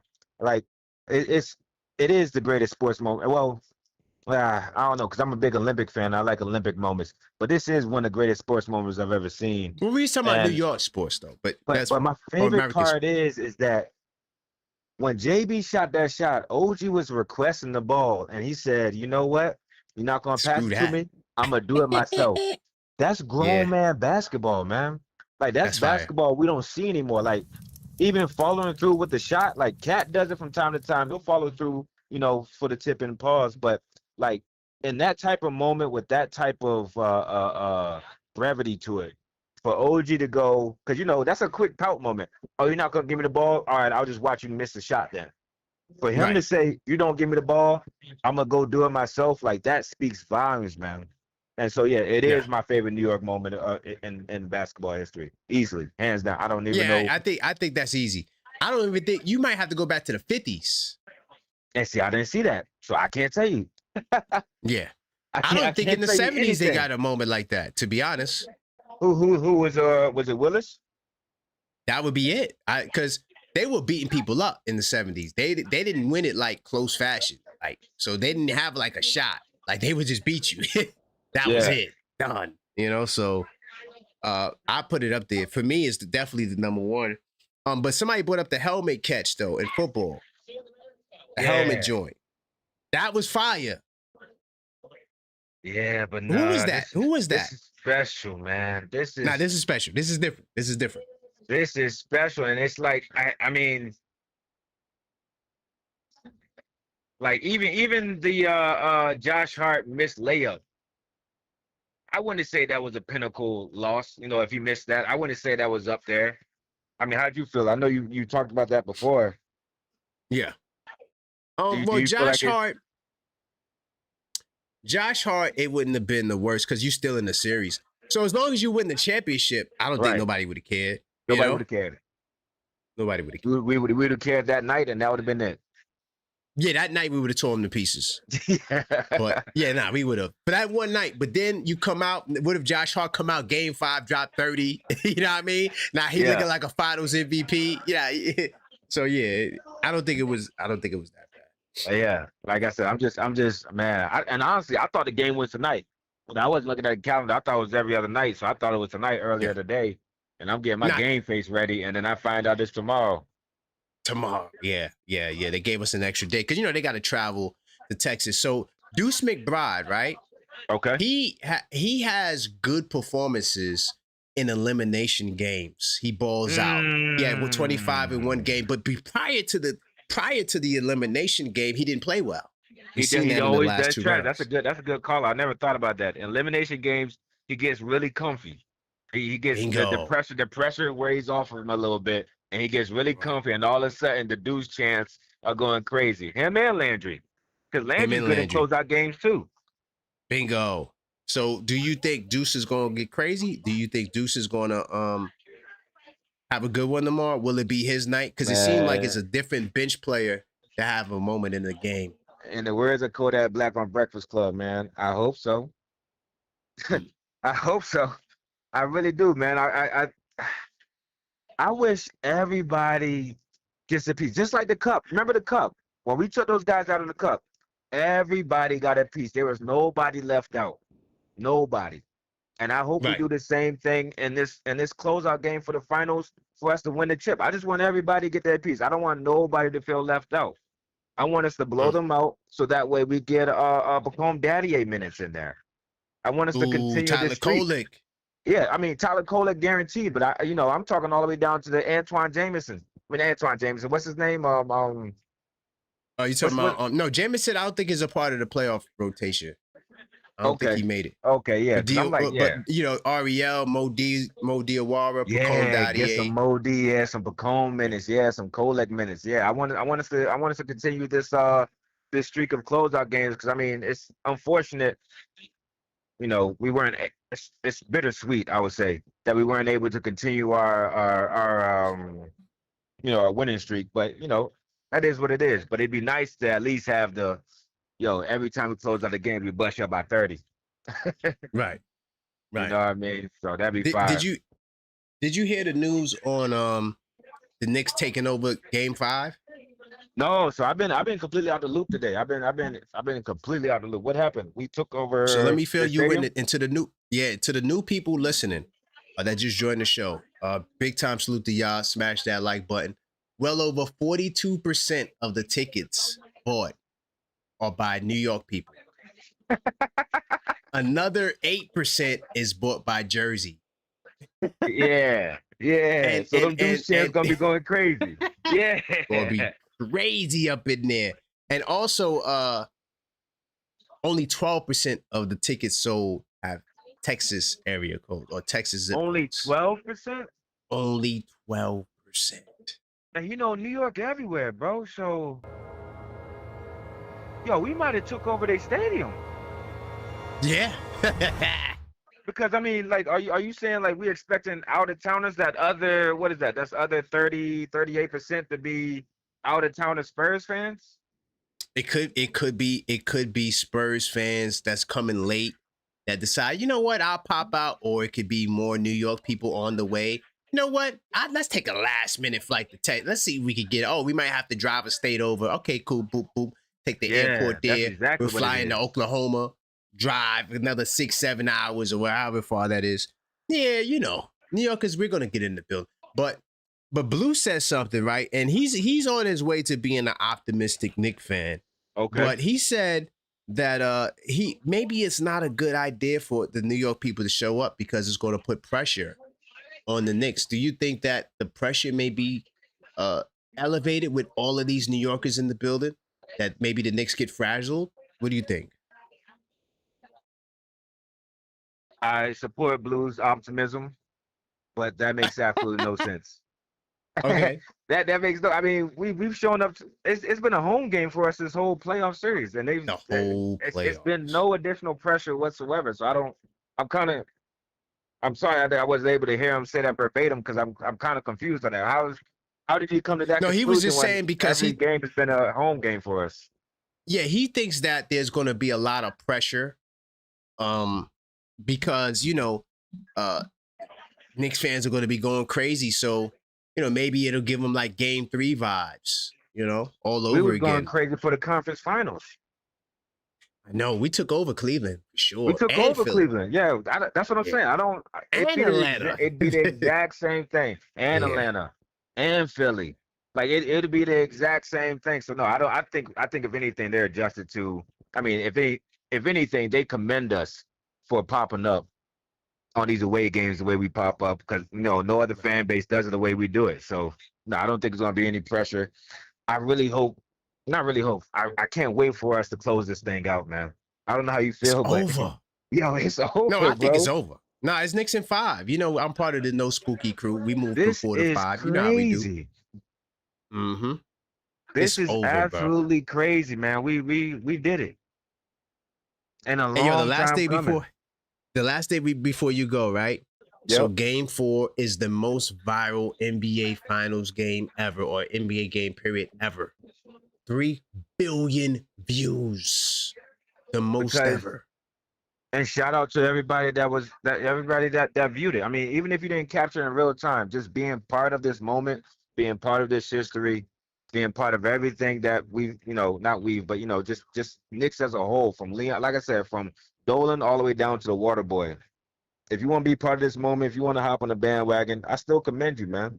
That's fire. Come out here and join the board. Join the board, because this is history. Like, you are all witnessing the greatest basketball we've seen in a long time, and this is what, as a basketball fan, is what you should desire. So, you know, nothing wrong with being a part of it. It's fire. Nothing wrong with being a part of it. Definitely fire, man. I appreciate you, Tugboat, man. Hopefully we got you up. You feel good. You up to date now. You know a lot of the main really topics. Yeah, man. I feel really good. I actually got a couple people fighting in front of me right now, and I'm just sitting there watching. So yeah, it's a good night. Yep, hopefully nobody get hurt. They're literally hurting. They're pulling each other's hair right now. So yeah. But oh my God, is what it is. Take it easy, Tugboat. Get on your square, man. We don't need Tugboat getting knocked out on social media. All right, my man. All right. Free time. All right. Salute. That's my man, Tugboat. If you want to call up, hit the line, 646-995-8389. We having a good conversation, a lot of topics tonight. Wemby responded to getting hit with an egg. But honestly, Wemby to me is delusional. Oh, we're gonna come back. The arrogance, it's, I don't know. Will he grow out of this? Because you could chalk it up as, oh, well, he's young, but it's the things these guys are saying. I thought he was a good sport about the egg, though. And maybe that's just him coming from France and seeing a lot of the chaos, because European sports fans are crazy. They make American sports fans look like Catholic school kids. Like those people over there. Wow. Get my man Zach on the line. All right. Excuse me, I'm a little under the weather, but I'm still holding it down. You feel me? What's going on, Zach? Yo, what's good, Karan? What's good, OKF Nation? How you guys doing tonight? Having a great night, man.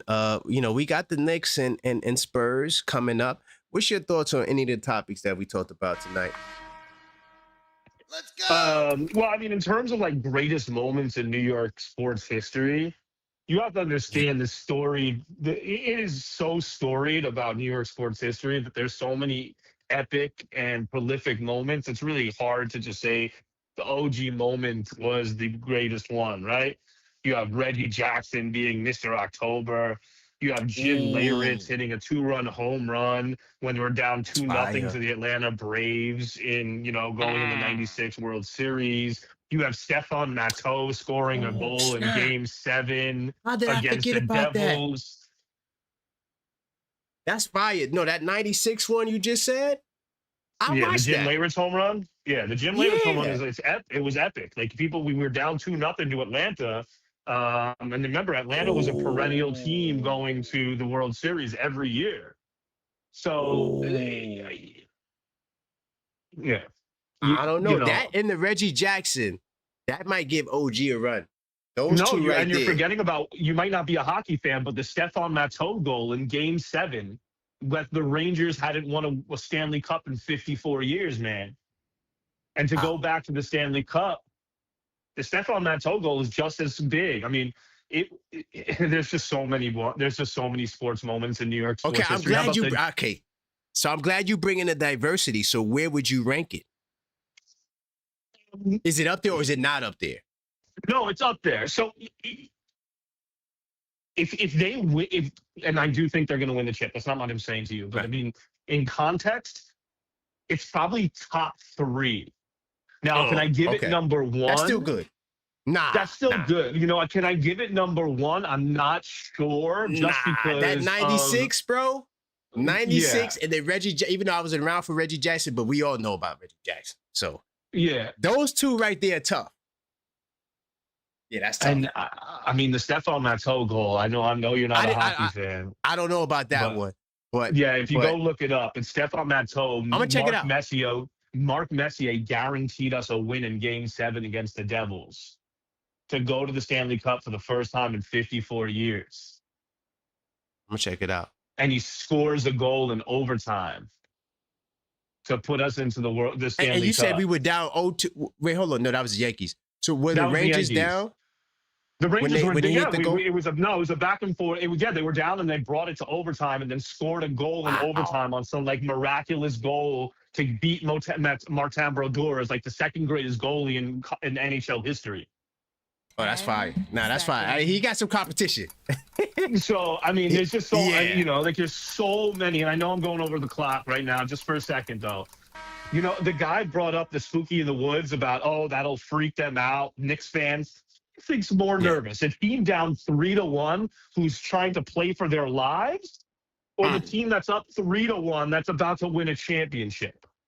Let's be honest with ourselves. Come on, man. Look at it. You got to be, if you're a true sports fan, being down 3-1 where you're on death's door, that's the most nerve-wracking situation you can in. You're not loose. You're as nervous as it gets because you're about to blow your chance at a world championship. Right. So no. That's true. I'm with you on that one. That's a good one. Yeah. The Knicks takeover is not going to cause any issue other than the fact that it's going to be it's going to be pandemonium when they win in Game 5. That's all I have to say. It's going to be pandemonium. It's going to be pandemonium in San Antonio. Really quickly, before you go, I don't want you to go yet. They did talk about your goal, because I have an article that talked about the 94, the Eastern Conference you was talking about, Steven Matteau's double overtime wraparound winner. Yeah, it listed there, but why I didn't put Reggie Jackson and all of them up there? It didn't put Reggie Jackson They didn't put the other Yankee one. I wonder why. It went back to like 1950 and all of that. Like, why you gotta go back to the 50s? Yeah, so the Reggie Jackson one, just because we were favored to win the World Series, so it was more. It wasn't as miraculous as, you know, in terms. It was more of like a spectacle. Like this guy had come out, and but it just was a blown, moment, you know, though. It's a moment. Exactly. You know, and to be called Mr. October. I mean, there's other moments. I can also bring up another one, which, you know, was Derek Jeter and the Jeremy Mayer against Baltimore, and he leans over and catches it, and he gets called a home run. I mean, there's so many moments in New York sports history. Okay. Hey, Zach. Zach, man, you a real sports fan, yo. Salute to you, man. Yeah, you a real sports I'll be fan. honest with you. So, like, just to give you a little background, I used to work with NBC Sports Radio. I used to write their bottom and top of the hour sports. Okay. So, like, that was, I used to do that. Sports is Look my at life. you all accomplishing stuff. All right, that's fire. Yeah. So, that's why, you know, New York sports are my life. I mean, I haven't missed a Knicks game in like 30 years, man. It's you know, I mean, I'm over the moon right now. I can't even tell you what tomorrow is gonna be like for me. Wow. But that's fire. Great call. Yeah. Yo, Zach, great call. You remind me of a lot of events that I forgot about. I wasn't thinking about. I was kind of one track minded. Yeah, and by the way, his name is David Tyree, was the helmet catch. David Tyree, that was fire. David Tyree. Exactly. That was fire. It was Rodney Harrison, because Rodney Harrison at the time was he was considered like the best safety in the NFL. Yeah, that was fire. That was fire. Yeah, that has to be up there. Maybe not in the top 5, but that has to be up there. But I mean, that's the most impressive play in Super Bowl history, number one. That's a fact. You got it definitely has to be in the top 10 for sure. Yeah. The only reason that doesn't count is because the Giants had already won 2 Super Bowls. So that's why it's not like the most amazing thing. But anyway, big time salute. Go New York Knicks, OKF Nation, Knicks in 5, no quit Knicks. This is our year. Thank you, Zach. Thank you. All right. Yeah, that was a great call. First off, OKF Nation, if you're new to the channel, OKF Nation is fire. I got the best channel members in the world. You know, this brother right here just opened up our palace because we were kind of stuck with Knicks moments. He made me reconsider the OG placement for sure. Because Reggie Jackson was a big thing. I remember they were making a big deal about it when I was younger, when I first got into baseball and I was learning it, and they would talk about it. And so that stands out. I got to look at that hockey play. A lot of moments. Call up. Let me know your thoughts. Salute to everybody in the chat. Continue to smash that like button if you didn't smash it already. We still cooking with hot grease. Knicks fans taking over San Antonio. All right. How do you feel about that? Knicks Nation is everywhere. Does it make you more confident? Are you spooky in the woods? What say you? 646-995-8389. Call up, voice your opinion.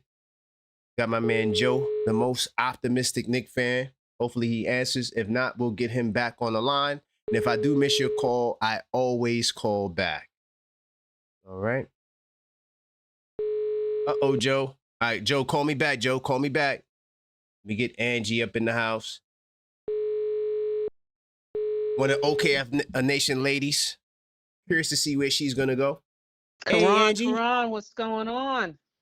Hey, man, it's the eve of the biggest game in 53 years. Oh, my goodness. What say you? It's like I'm just living in a dream. A dream, I tell you, Karan. Oof, all I can do is shake my head all day long, just shake my head. Like, is this real? But yeah, I want to just hit on just a couple of things we're talking about tonight. And one of the things I want to talk about is the Spurs coach, right? You know, we've been saying, you know, and I think sometimes we forget he's young, right? Yeah, but this is the thing I want to point out. Not only is he young, he's also very arrogant. Very. Right. So, yeah, we hear a lot of the narrative around Wemby you know, Fox, you know, Castle, you know, Champagny, you know, how did they continue to shoot these threes up by almost 30 with a coach? This is what we have to remember. This coach gave them the green light. They're not going to continue to do this and don't have the green light from the head coach. And Good so point.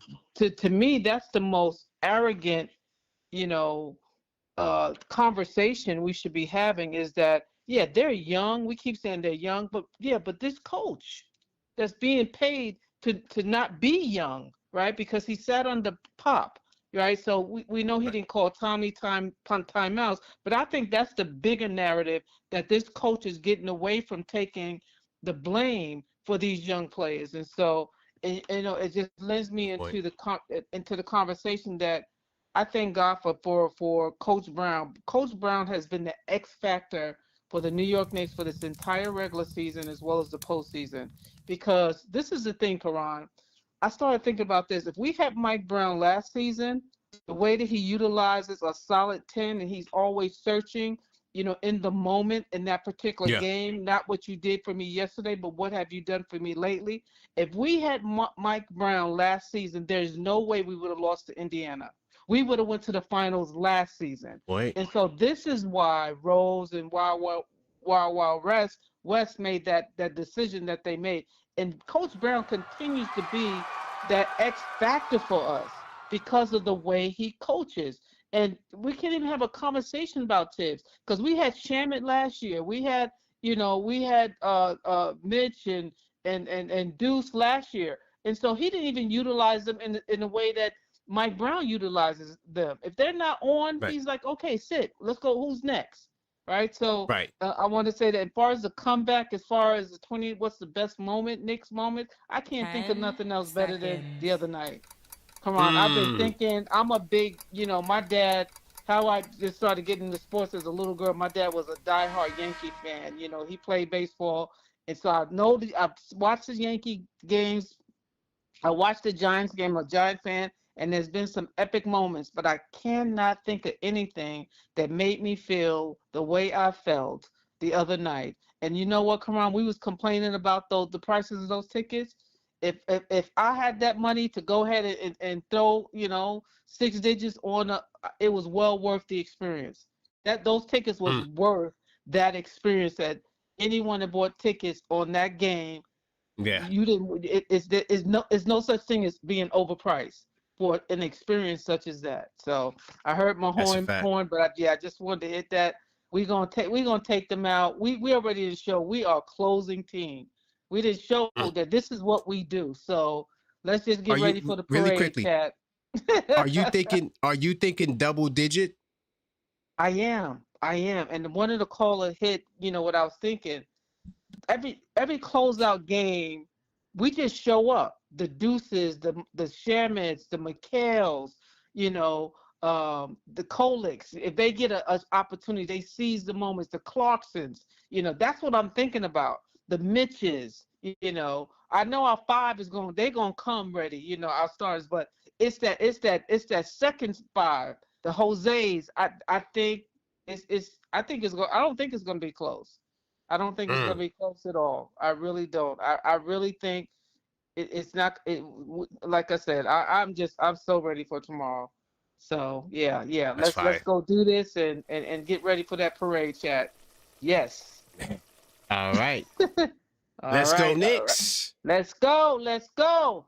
Smash those likes. All right, Karan. You be good. Big be time blessed. salute, Angie. Okay. All right. Bye-bye. Thank you. That's one of the OKF ladies. They be cooking. Like she said, smash that like button. Do me a big time favor if you hadn't already. Let's continue to get the likes up because it helps us let the YouTube algorithm know that this is the place to be. And yeah, we having a great conversation tonight. Knicks Nation, we taking over San Antonio. Well over 42% of the tickets sold will be Knicks fans. Okay, so I'm curious to know what you think. We're not only talking about that. Is OG Anunoby play, whether you rank it in the top 10 of New York plays all times. We're talking about Mike Brown utilizing the bench.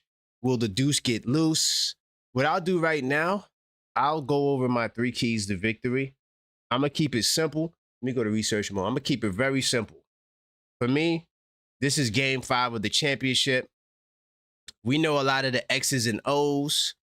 You know, right now, Vegas is mad at us because we continually keep taking their money, right? And by the way, salute to Van Veeg for more Jews. I do appreciate the Jews as well. But anyway, let me keep it moving, Van Veeg. I appreciate that, my brother. But right now, Vegas has us as an underdog at plus 5.5, plus 160 money line. We already talked about how well over 70% of the bet that has come in has been placed on the Knicks. So right now, you know, Vegas is playing a dangerous game. You know, the Knicks win tomorrow. That's another loss. Plus the futures bets, the finals bets, the beginning of the season bets. All of those bets hurts them a lot. So not only are we hurting Vegas, we gonna crush the spirit of the San Antonio Spurs. I'm gonna tell you right now, and I'm gonna vacillate and jump around. My first key to victory is going to be assists. We gotta get, I wanna say 27, but I'll even go 25. Let me tell you why. So 27 is a magical number. Anytime in these playoffs, the Knicks get 27 assists or more, we're 6-0. Undefeated. Now, in the last game that we played, game 4, coming into the second half, we only had 7 assists. All right? We wind up finishing the game with 23 assists. That means that we had 16 assists in the second half.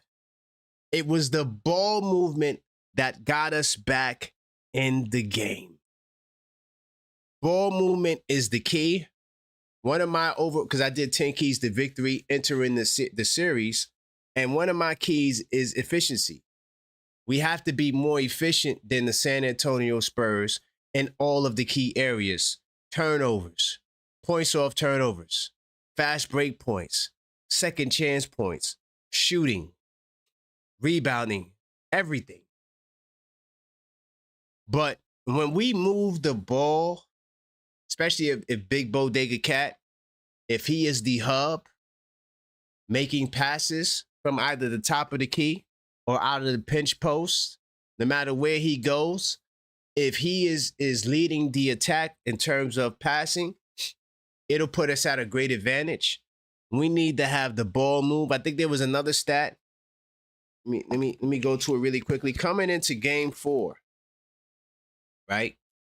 MSG had a stat up there that I thought was fire. Salute to everybody who watches the MSG pregames.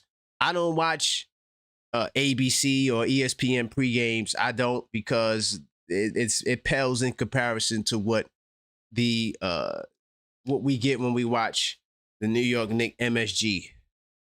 But I think I have the passing stat here. Hopefully I got it. I think it was in the 2 wins. I'm in the wrong series. Hold on, my bad. Let me get to right where I was at. Hold on, 2 seconds.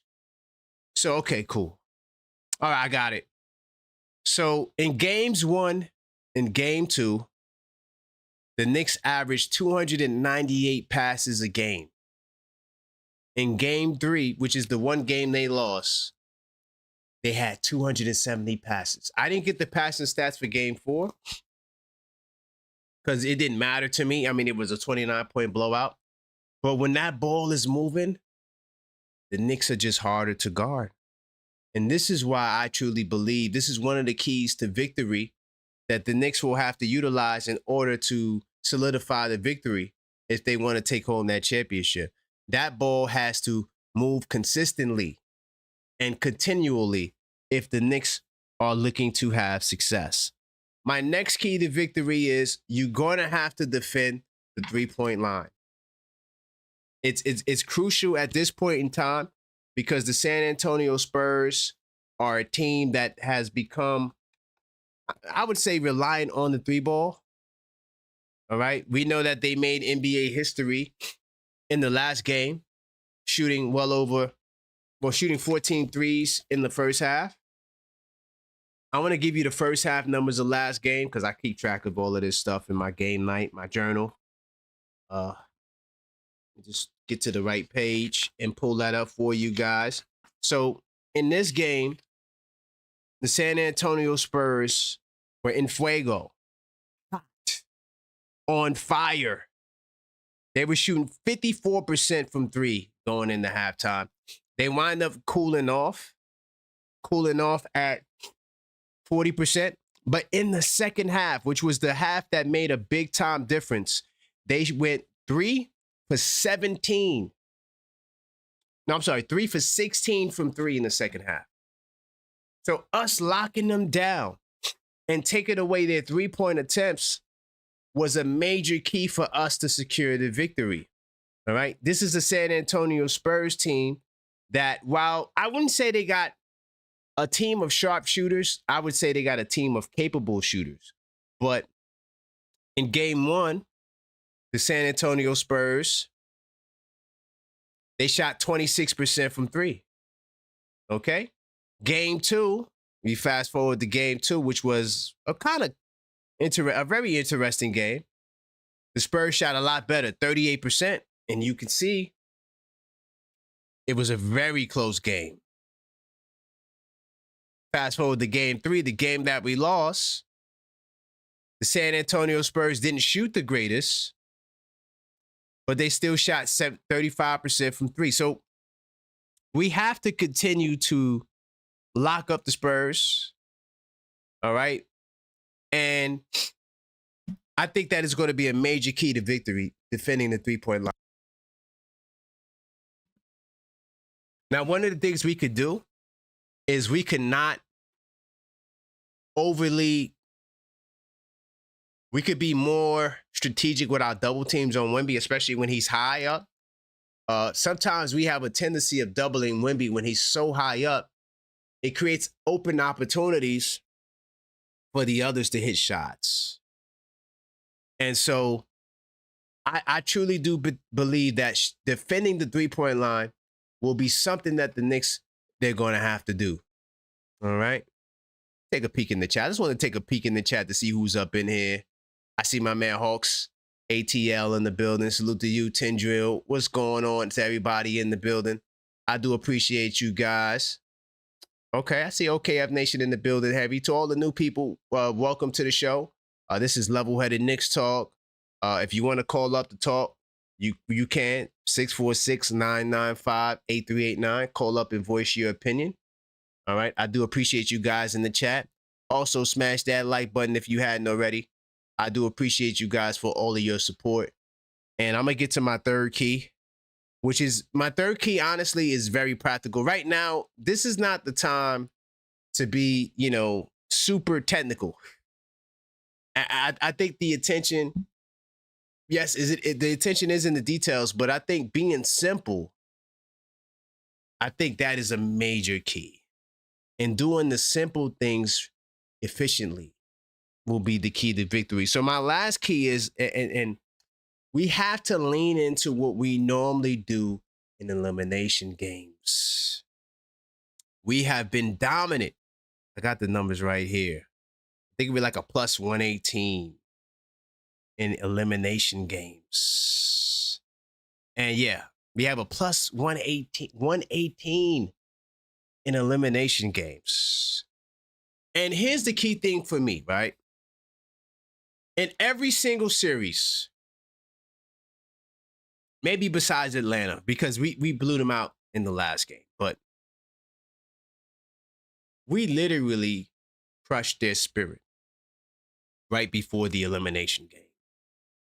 We did it to Cleveland with the 22-point comeback. I mean, once we came back from 22, the Cavaliers were cooked. They were making up analytics to try to give them the win. By my analytics, we're up 2-1. Yeah. You got to stop. You got to get some better analytics. Same thing with the Philadelphia 76ers. broke their spirit, going up 3-0. And I truly believe, like, we done something historic in every series. From the blowout to Atlanta, Philadelphia blowing them out in game 1, coming off the historic blowout against Atlanta. And then with Cleveland, the 22-point comeback. We have a 29-point comeback in the NBA Finals. If you don't believe in this Knicks team, I don't know what to tell you. Maybe you're just a fan of a wrong team. This Knicks team has done the unthinkable. We dominate in elimination games. A very good track record of taking things seriously and getting over the hump. And I truly believe that from captain, OG, who, some of you guys called it for OG, but I don't think none of us thought OG would be finals MVP besides maybe Hakeem the Dream.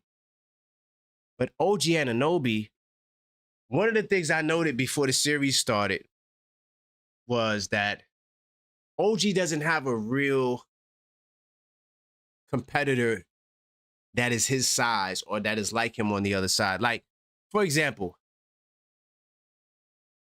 against Atlanta, you had Jalen Johnson.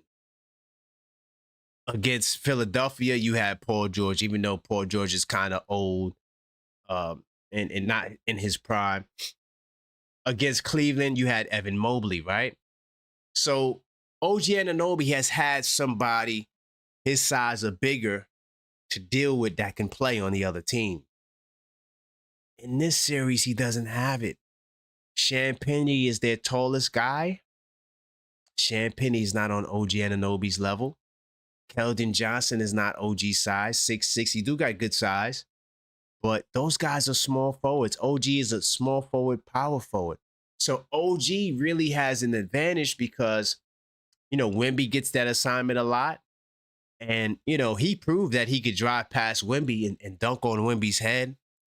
And I think OG Anunoby has a great chance to be the finals MVP.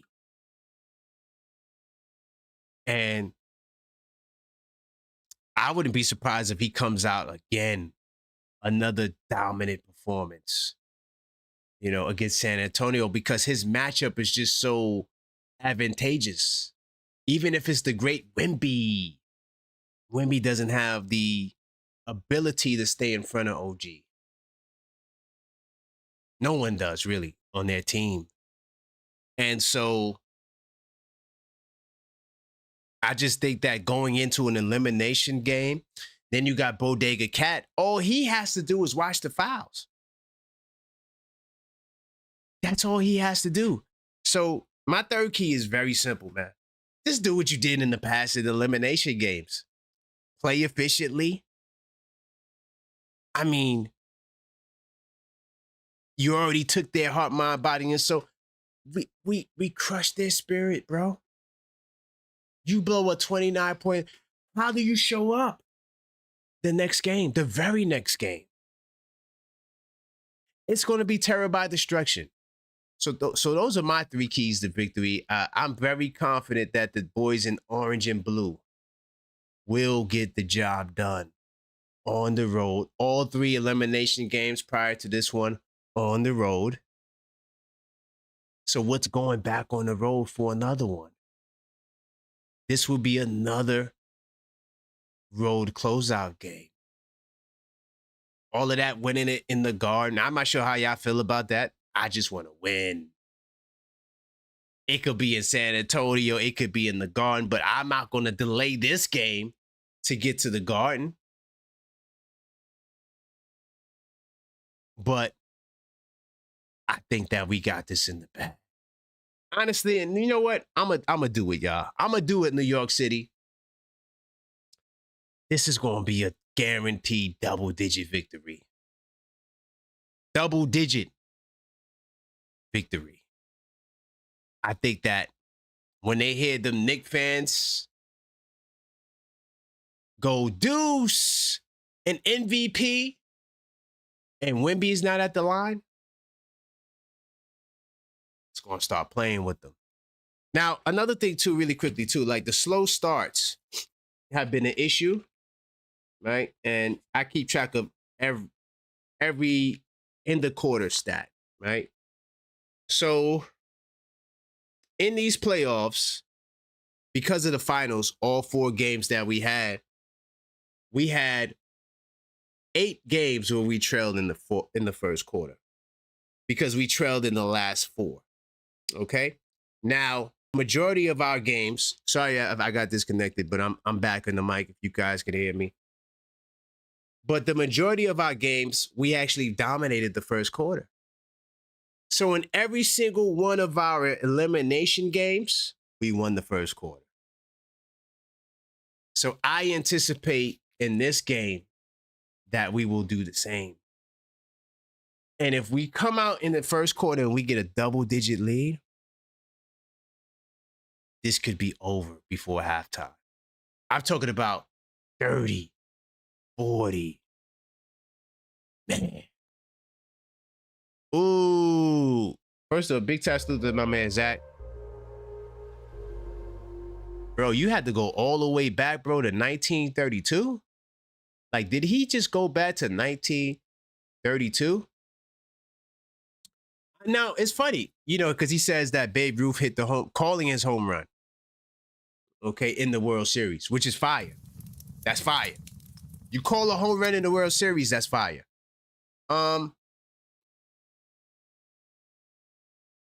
That's a long time ago, Zach. But if you say all time, you got to go back to 32. That's a good one. That will be on the list. Gino. Yo, what's good, K? Nothing much, man. Under the weather, but I can't say I'm feeling any better. I'm feeling great. You just like me. Yo, son, you gotta up my clock, son. I'm no clock now, son. Oh, well, usually I do no clock for OKF Nation Plus. So I got that. Those are the people. So we good. Oh, wait, you got that? Oh, hold on. You already know. Let's go. Yo.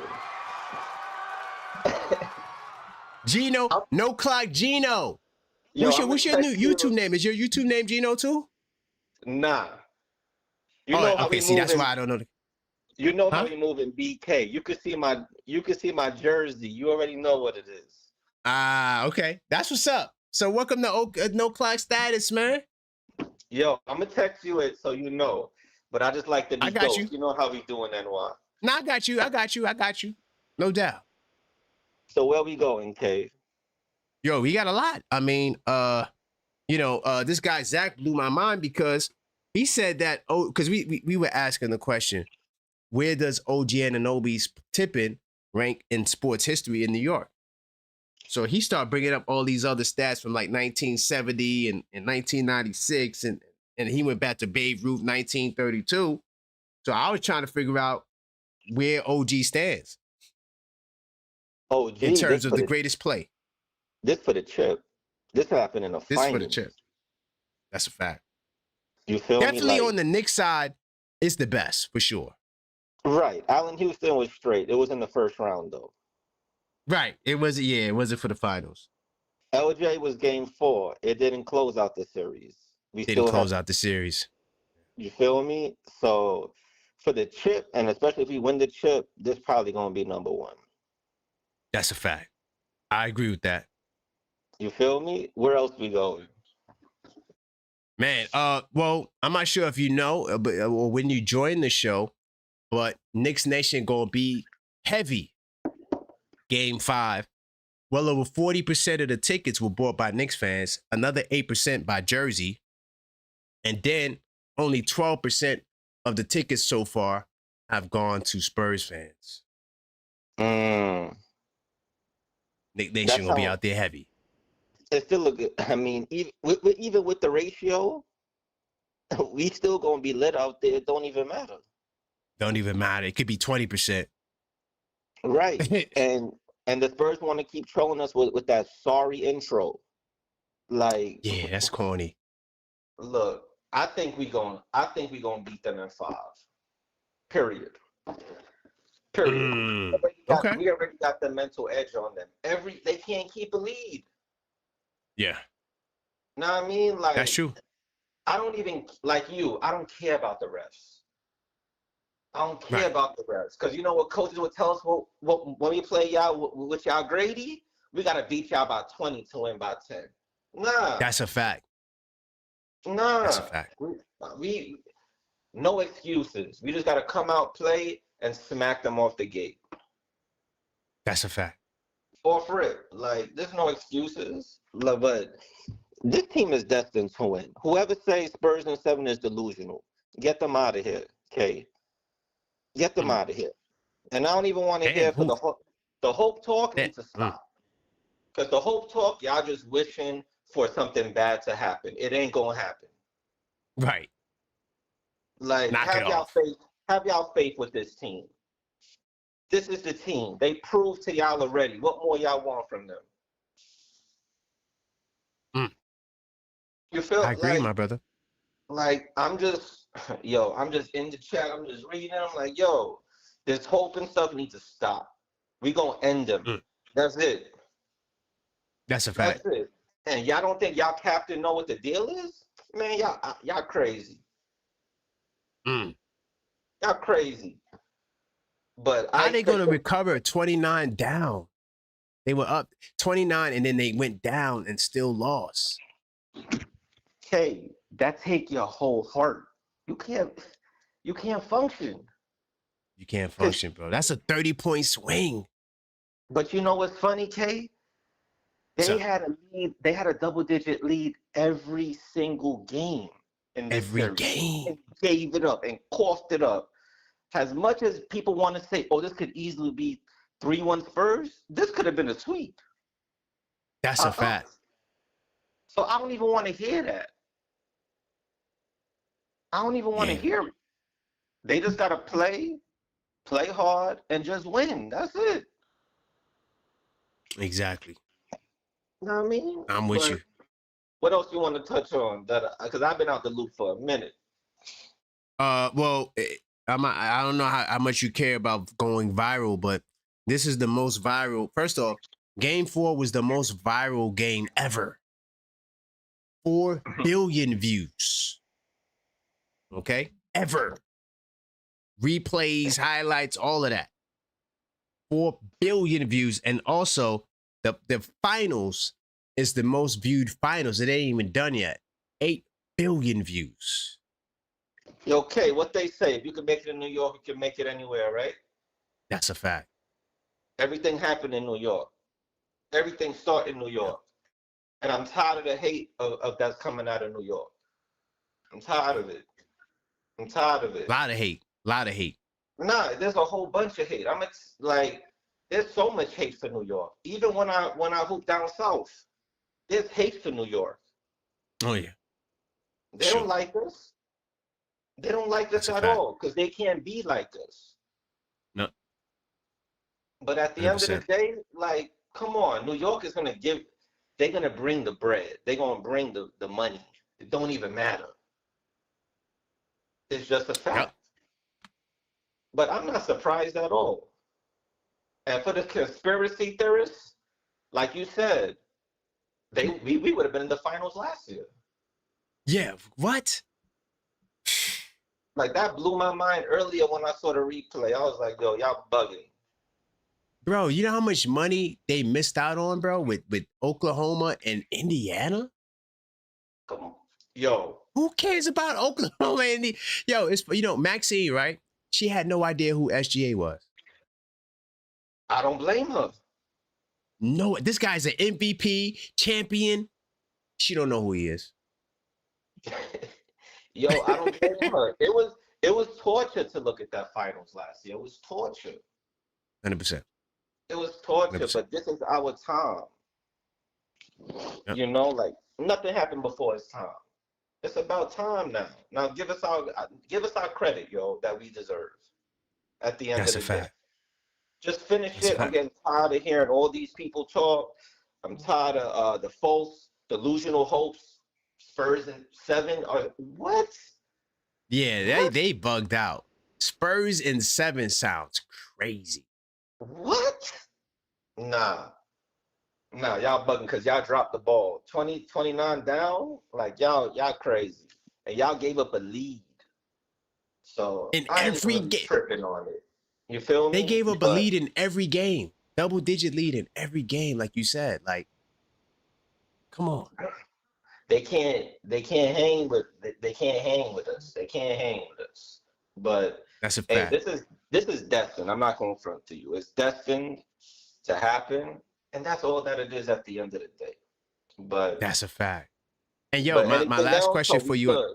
Yeah. On the way out, my last question is: Deuce McBride. Do we let Deuce loose? He balls out in every elimination game. Man, you putting me in a tough spot right now, yo. Uh-oh. You know why you putting me in a tough spot too right now, son. Uh-oh.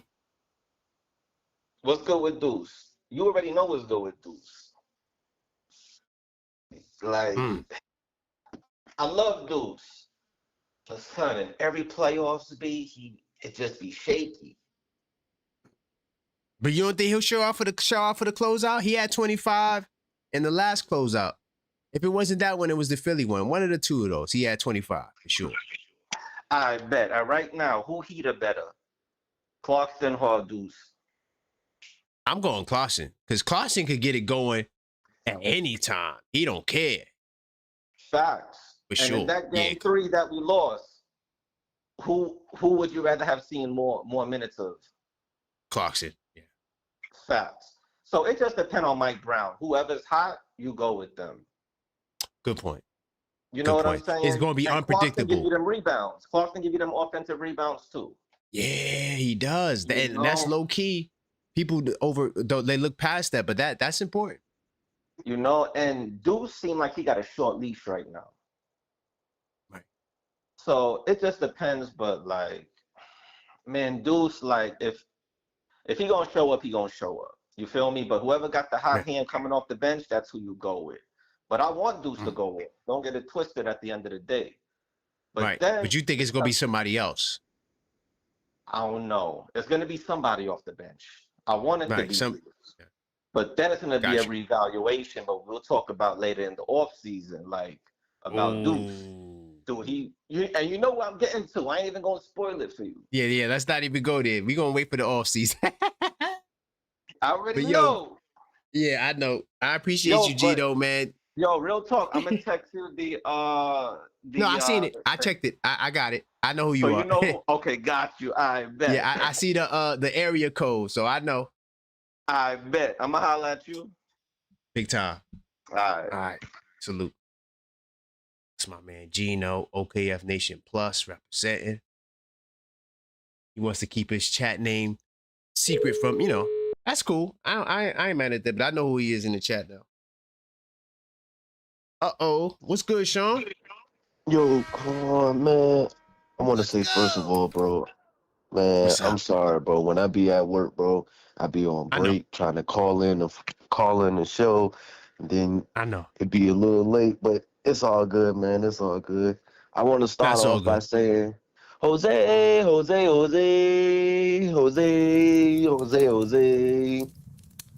look, man. Hey, just a hell of a game yesterday, man. I ain't gonna lie to y'all, I was in tears. Like if you're a real Knicks fan and you've been through the struggle, you understand how that game was for us the other night. And man, it's just a wonderful feeling. But I'm a little late in the chat. I heard, your 3 keys or whatever, and I think all of them is great. I really do. But thank you. I just believe Knicks just need to play Knicks ball, man. Like, that's just what we need to do. Break down the paint, keep Wimpy from the paint, break it down. If we can get into that paint and shoot the ball out to the 3-point line or shoot to the shooters, we will be okay. Every closing game that we had, we done put a beating on these folks. Now, that's a fact. I know you say you guaranteed a double-digit victory. I don't see I jumped that. off the deep end. Yeah, you just a little bit. And I'm not I'm not shooting you down or nothing, but I just think No, I they gonna know. I just think they're gonna come out with a little aggression, a little more, intensity. So I think it's gonna be a close game, but also in the same breath, we're gonna pull it out though. Because it's always been Knicks in 5. I call OG 30-point ball last game anyways. I predicted the final score to be 104 to 107. I mean 104 to 101, but it was 107 to 106. So I was just off by a little Pretty bit. close. Yeah, I was pretty close.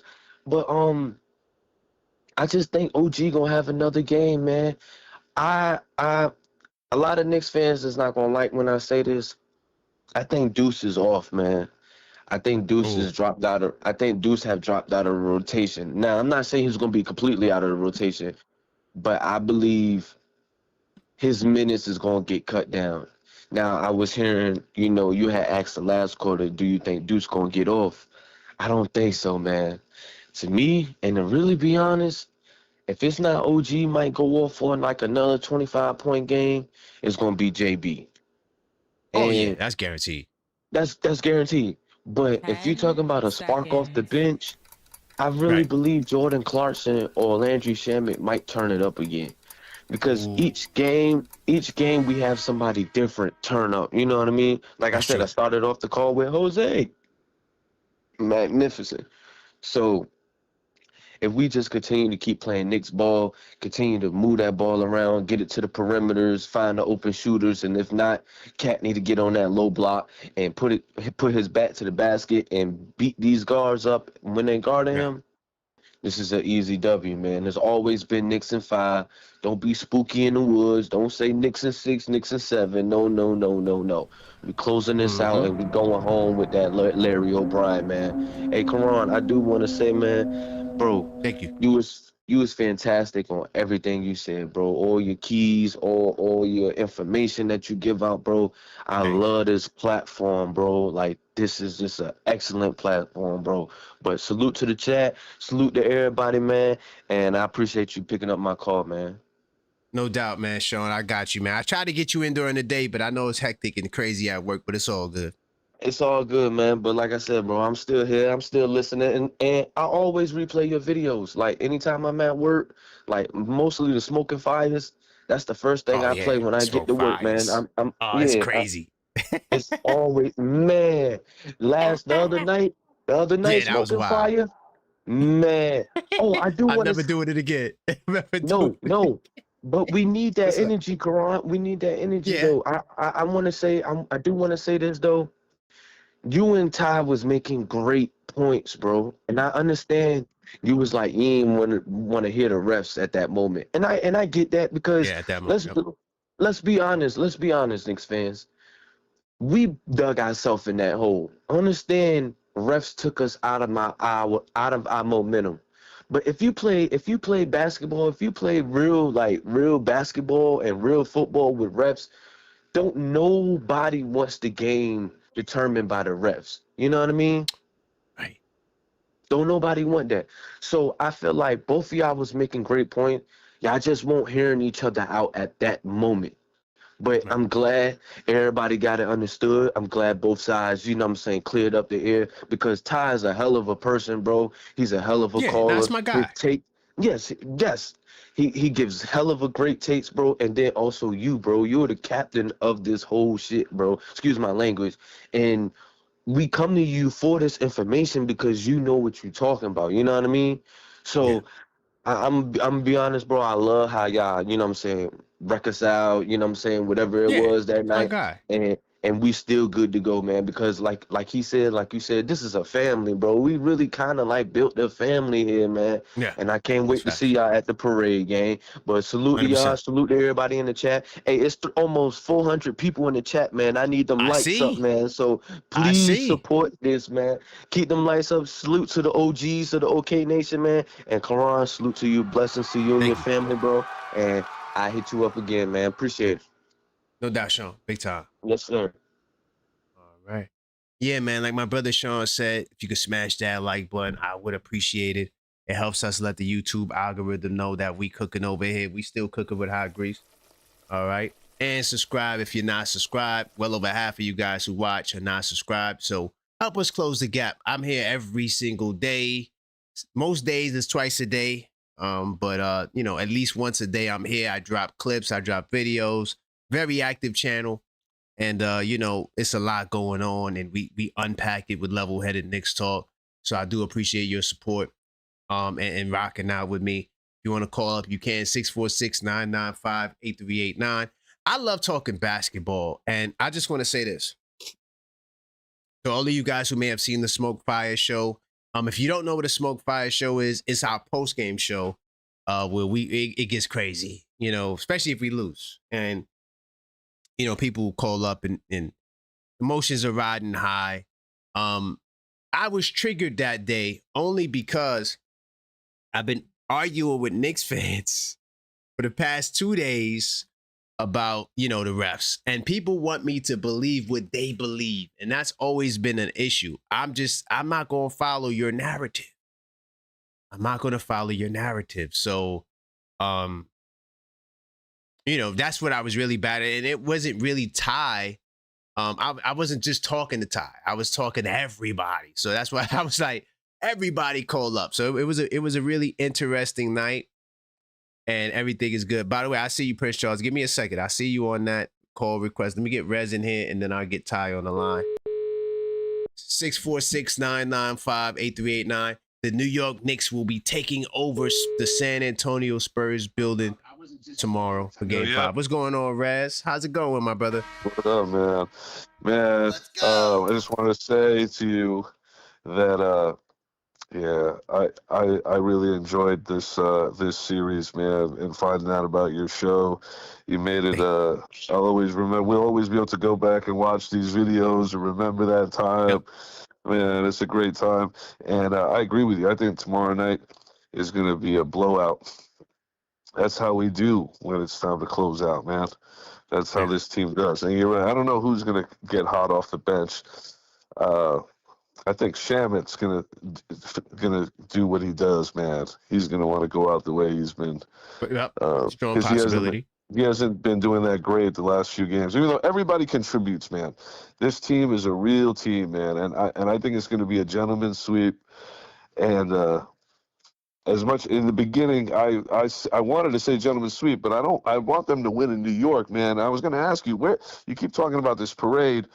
You know, when is that going to happen? Do you know? Do people know? So we don't know right now, but there is a projected date. So if we win tomorrow, more than likely it'll be Wednesday or Thursday. Okay. More than likely. But we got to see, because I think they're going to have to expand it, because it's going to be a lot of people. Dude, so they got to figure that out.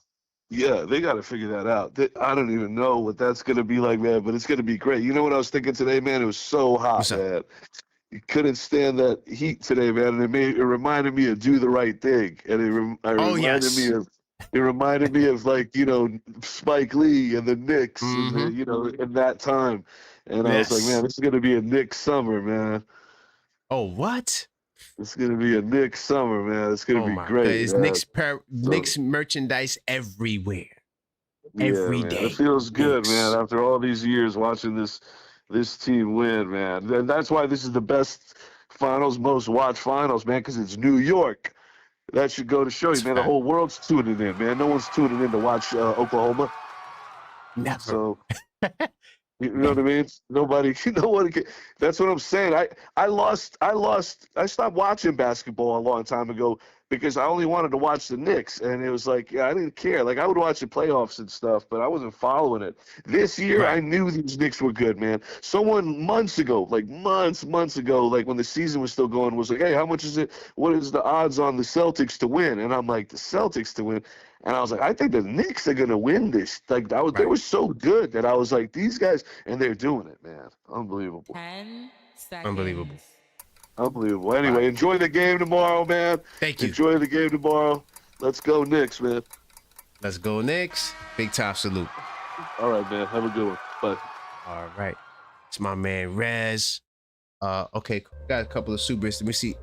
Angie says, Puerto Rican parade on Sunday. Alvarado is the king. Hey, yo, is he gonna make that though? Well, like right after the game, he gonna fly out, he gonna win the championship, and then fly to New York? I guess he could do that because it's not like they're gonna have any other business in San Antonio, and they got to come back to New York anyway. So I would imagine, no matter what, they fly to New York. He flies to New York. Oh man, he gonna be lit. Jose at Puerto Rican Day Parade? Man, that's gonna be a movie. I might have to go to the Puerto Rican Day Parade just to see Jose. Salute to Jose, man. Could you imagine he wins the championship, that he goes to Puerto Rican Day Parade? They gonna have the flow. He gonna have his own Knick flow. It's gonna be crazy out there.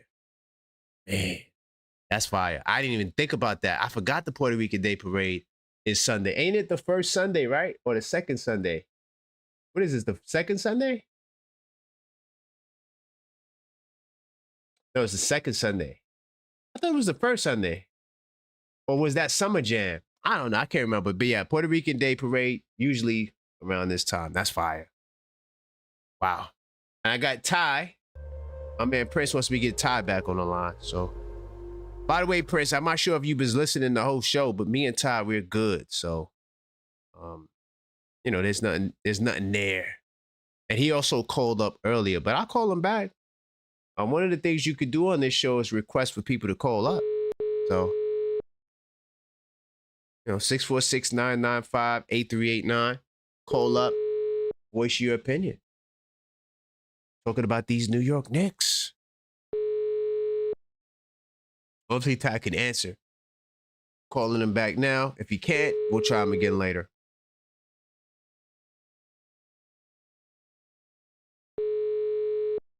All right, Ty, call me back, Ty. Call me back. What time is it out? He in California. That's about 8 o'clock. He probably just chilling right now. Let me get my man Trey from Queens. Hey, Trey. Yo, Corona Dawn. We in the building. Yo, we in the damn building. I can't wait till tomorrow, bro. First of all, I want to get to the other day you had me crying. Ty called up and he was just he mentioned the word referee and you lost it. Like, I don't want to hear about that. We're not doing that today. I was like, damn, Karan. But I see what it is. You got like multiple crybaby complainers. And Karan is like, yo, bro, I don't want to hear about the refs. If we got to beat the Spurs and the refs for this Larry O'Brien, get it done. So Karan is getting triggered because he's hearing scapegoat talk, non-winner talk. We see what the refs are doing. This nigga Wemby tried to kick OG's knee off. Yeah, that was wild. That was wild. Threw Jalen Brunson on the floor. He ain't getting no flagrants. We got to get past it. Karan is like, yo, don't you see what they doing? Let's move on. Yes, the refs are doing bad, but the Larry is right there. Beat the refs too. Right there. So, but Ty had me crying because he was like, yo, bro, the way it works, the callers call in, they give their opinion, and if you disagree when I get off the phone, that's why I can't talk. Yo, that was comedy. That was comedy, man. But yo, shout outs to Mike Brown because another caller was like, yo, Deuce ain't got it right now. Do we go here? Do we go Clausen? Do we go Alvarado? No, we go Mike Brown because Mike Brown put in Jose when I wanted Clausen in, but we wouldn't have won that game because Jose put that work in, you know, the defense, the everything, the intensity. It was time for Jose. So we're gonna let our decorated head coach, we're gonna let him handle that. Because I just don't want to see Deuce in the game, but Mike Brown might put him in the game and Deuce might light him up how he did Philly when he hit like 7 threes. So we'll let Mike Brown handle that. Exactly. That's a good point. Yeah, like let's chill. Let's not complain about the refs, and let's not worry about, because look, with us at any game, that's what's so unique about this team. If Jalen Brunson don't just do it by himself, it might be OG, it might be Bridges. Shamet might come off the bench and light you for 5 threes. So we just go with the flow of the game, and the stars and the heroes, they'll show up, whoever that might be. Whoever that might be. OG, if you score 40 points and get 10 blocks, then I'll give you the MVP of this finals. But God darn it, OG, you've been a key piece. But JB has been closing the show. JB, the first 2 games that we was going to lose, Captain closed the show with the same damn shot. The same fadeaway left. You understand what I'm saying? So like, let's stop disrespecting JB.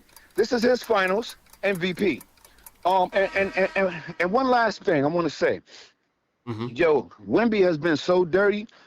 I don't mind. Oh, yeah, and we are going to win by double-digit points, too. I agree with that. We're going to win by at least 10 or more because all of these games we've played, we've yet to play our best basketball. We have just been playing great fourth quarters, but we have been playing shitty. Part of my language. Right. We've been playing bad. We're getting off to bad starts. Every game they about to beat us, we got to do some heroics to win. So they're going to get, so now, and we play better on the road. I don't know what it is. So now the Spurs, you're going to get Knicks playing 4 quarters of good basketball, and we're going to steamroll y'all for Game 5. Nothing less than 10 points.